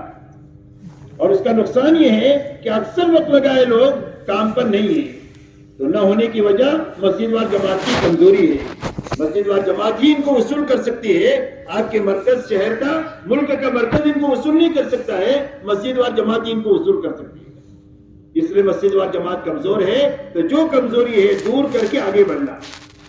وقت لگائے لوگ بہت ہیں، حرکت میں تھوڑے ہیں، بیٹھے ہوئے لوگوں پر محنت کر کے ان کو ہمت دلانا، ان کو ترغیب دینا، ان کی خدمت کرنا، ان کی حوصلہ افزائی کرنا، اور دوبارہ ان کو کام میں لگانے کی فکر کرنا، ان بنیادوں کو سامنے رکھ کر دن بھر اپنے آپ کو تھکانا۔ مولانا گیا صاحب رحمۃ اللہ علیہ فرماتے تھے کہ ہمارے کام میں مقصود تعب ہے، تعب کہتے ہیں تھکنے کو، کہ آپ بھی اتنا تھکے کہ اللہ کو پیار آ جائے تو کام ہو گیا۔ اللہ کہتے ہیں میرا بندہ تھک گیا تو کام ہو گیا۔ اس لیے اپنے آپ کو تھکانا۔ ایک جگہ پر فرمایا کہ اللہ تو جبل جوہد کے پیچھے ہے، کہ محنت کا ایک پہاڑ ہے، اس کے پیچھے اللہ ہے۔ جتنا اپنے آپ کو تھکا دیں گے اتنا اللہ مل جائے گا ہم کو۔ اس لیے دن بھر اپنے آپ کو خوب تھکانا، اپنے اعمال کے کرنے میں، بچنے کی چیزوں سے بچنے میں، جماعت کے نکالنے کی محنت میں، جماعت کے بنانے کی محنت میں، بنی ہوئی جماعت ہے تو اس کو کام پر لگانے کی محنت میں، بیٹھے ہوئے لوگوں کو کام پر کھڑا کرنے کی محنت میں، دن بھر اپنے آپ کو تھکانا، اور رات کو اچھا وقت لے کر کے اللہ کے سامنے نماز میں، دعا میں، آہوزاری میں لگنا۔ رات کا اچھا وقت لے کر جماعت کو اٹھنا چاہیے، کم سے کم 1 گھنٹہ پہلے ہماری ہر جماعت اٹھ جائے، اچھا وضو کر کے اچھی نماز پڑھے، لمبا قیام کرے، لمبا سجدہ کرے، لمبا رکوع کرے، اور اچھی نماز پڑھنے کے بعد میں اللہ کے سامنے دعا کرے، آہوزاری کرے، روئے دھوئے۔ رونے دھونے سے ہمارے کام ہو جائیں گے، یاد بات، تھکنے سے اور رونے سے، یہ 2 بڑی طاقتیں ہیں، تھکنا اور رونا۔ ان 2 بنیادوں سے وہ کام ہو جائیں گے جو بڑی بڑی حکومتوں سے کام نہیں ہوں گے، وہ دن بھر محنت سے اور رات کو اللہ کے سامنے رونے سے کام ہو جائے گا۔ اس لیے کہ میرے دوستو ہمارا پورا کام دعوت اور دعا ہے۔ یہ نقل و حرکت کی مثال برتن کی ہے، تو برتن کی طاقت کس میں ہے؟ اس کے اندر کی چیز میں ہے۔ بسلری کی قیمت اس کے پانی میں ہے، اور اگر دودھ ہے تو 50 روپیہ ہے، پانی ہے تو 20 روپیہ ہے، شہد ہے تو 500 روپیہ ہے، چاندی ہے تو ہزاروں روپیہ ہے، سونا ہے تو لاکھوں روپیہ ہے۔ زر کی قیمت مضروب کی وجہ سے ہوتی ہے، ویسا ہی ہماری جو محنت کی فضیلت ہے، برکت ہے، اس کی قیمت ہے، اس کی قوت ہے، وہ قوت دعوت اور دعا میں ہے۔ دعوت اور دعا کا عنصر غالب ہونا چاہیے ہماری محنت میں، اور اسی کے ساتھ میں دعوت اور دعا علم کے ساتھ، ذکر کے ساتھ، جہالت کے ساتھ نہیں اور غفلت کے ساتھ نہیں۔ اس لیے گھنٹوں بیٹھ کر تعلیم کے حلقوں میں علم لینا اور نماز کی کثرت سے، تسبیح کی کثرت سے، قرآن پاک کی تلاوت کی کثرت سے اللہ سے روز اپنا تعلق بڑھانا، اور اخلاق کے ساتھ، بد اخلاقی کے ساتھ نہیں، اور منمانی کے ساتھ نہیں، قربانی کے ساتھ۔ اس لیے کہ جب قربانی کے ساتھ اس محنت کو ہم کریں گے تو قربانی پر اللہ ایک ہدایت کا انعام دیں گے۔ اللہ نے قرآن میں فرمایا جو ہمارے راستے کا مجاہدہ کریں گے، محنت کریں گے، تھکیں گے، ہم ضرور بھی ضرور ان کو ہدایت دیتے رہیں گے۔ اور اللہ نے فرمایا وَيَهْدِي إِلَيْهِ مَن يُنِيبُ، فرمایا جو اللہ کی طرف رجوع کرے گا، انابت کرے گا، اللہ تعالیٰ اس کو ہدایت دیں گے۔ اس لیے دعوت اور دعا علم اور ذکر کے ساتھ، اخلاق کے ساتھ، منمانی کے ساتھ، قربانی کے بننے کا ساتھ نہیں بلکہ قربانی کے ساتھ، اور اپنے آپ کو ایسا تھکانا کہ اللہ کو پیارا ہے۔ اس لیے میرے دوستو اللہ پہلا انعام ہدایت دیں گے، دوسرا انعام اللہ حلال روزی دیں گے اللہ کے خزانے سے مجاہدے پر، تیسرا انعام اللہ عافیت دیں گے۔ اللہ عافیت اللہ کی طرف سے اتنی بڑی نعمت ہے کہ زندگیوں میں عافیت آ جائے تو جینا بھی آسان ہو جائے، مرنا بھی آسان ہو جائے۔ اور اللہ نے صحابہ کو یہ تینوں انعامات عطا فرمائے، ہدایت کا وہ مقام عطا فرمایا کہ جو اللہ کی پسندیدہ تھا۔ حضور صلی اللہ علیہ وسلم فرماتے ہیں میرے سارے صحابہ ستاروں کے مانند ہیں، جن کے پیچھے بھی چلو گے وہ تم کو اللہ تک اور جنت تک پہنچا دیں گے۔ ہدایت کا مقام اللہ نے ان کو عطا فرمایا۔ اللہ نے اتنی روزی دیا، اتنی روزی دیا کہ وہ اور ان کے اولاد صدیوں تک کھاتی کھلاتی رہی، ختم ہو کر کے نہیں دیا۔ اللہ نے ایسے عافیت کے حالات پیدا کیے کہ کوئی میلی نگاہ سے ان کی طرف دیکھ نہیں سکتا۔ اللہ نے ایسے عافیت کے حالات پیدا فرما دیے۔ اس لیے میرے دوستو ہمارے اور پوری امت کے اور انسانیت کے مسائل کا حل اس مبارک طریقے میں ہے جس طریقے کو حضور صلی اللہ علیہ وسلم امت کے لیے رائٹ فرما کر کے گئے ہیں۔ وہ سب سے زیادہ شارٹ کٹ راستہ ہے اور یقینی راستہ ہے زندگی کا بنانے کا۔ اس لیے پورا مجمع طے کرو کہ اپنی محنت کو صحیح بھی کرنا ہے اور پوری بھی کرنا ہے، کیونکہ سارا مجمع تیار ہے اس کے لیے۔ اب اس کے لیے آپ حضرات کے سامنے جو تقاضے ہیں وہ بیٹھ کر کے آپس میں اس کے عزائم کر لیں، ارادے کر لیں، اس کے بعد پھر اپنی ضروریات سے فارغ ہو۔ میں نے بہت وقت پر بات ختم کر دیا ہوں، اس کے لیے آپ کو وقت دیا ہے، آپ جو تقاضے باقی ہیں اس کو آپ پورا کر لیں۔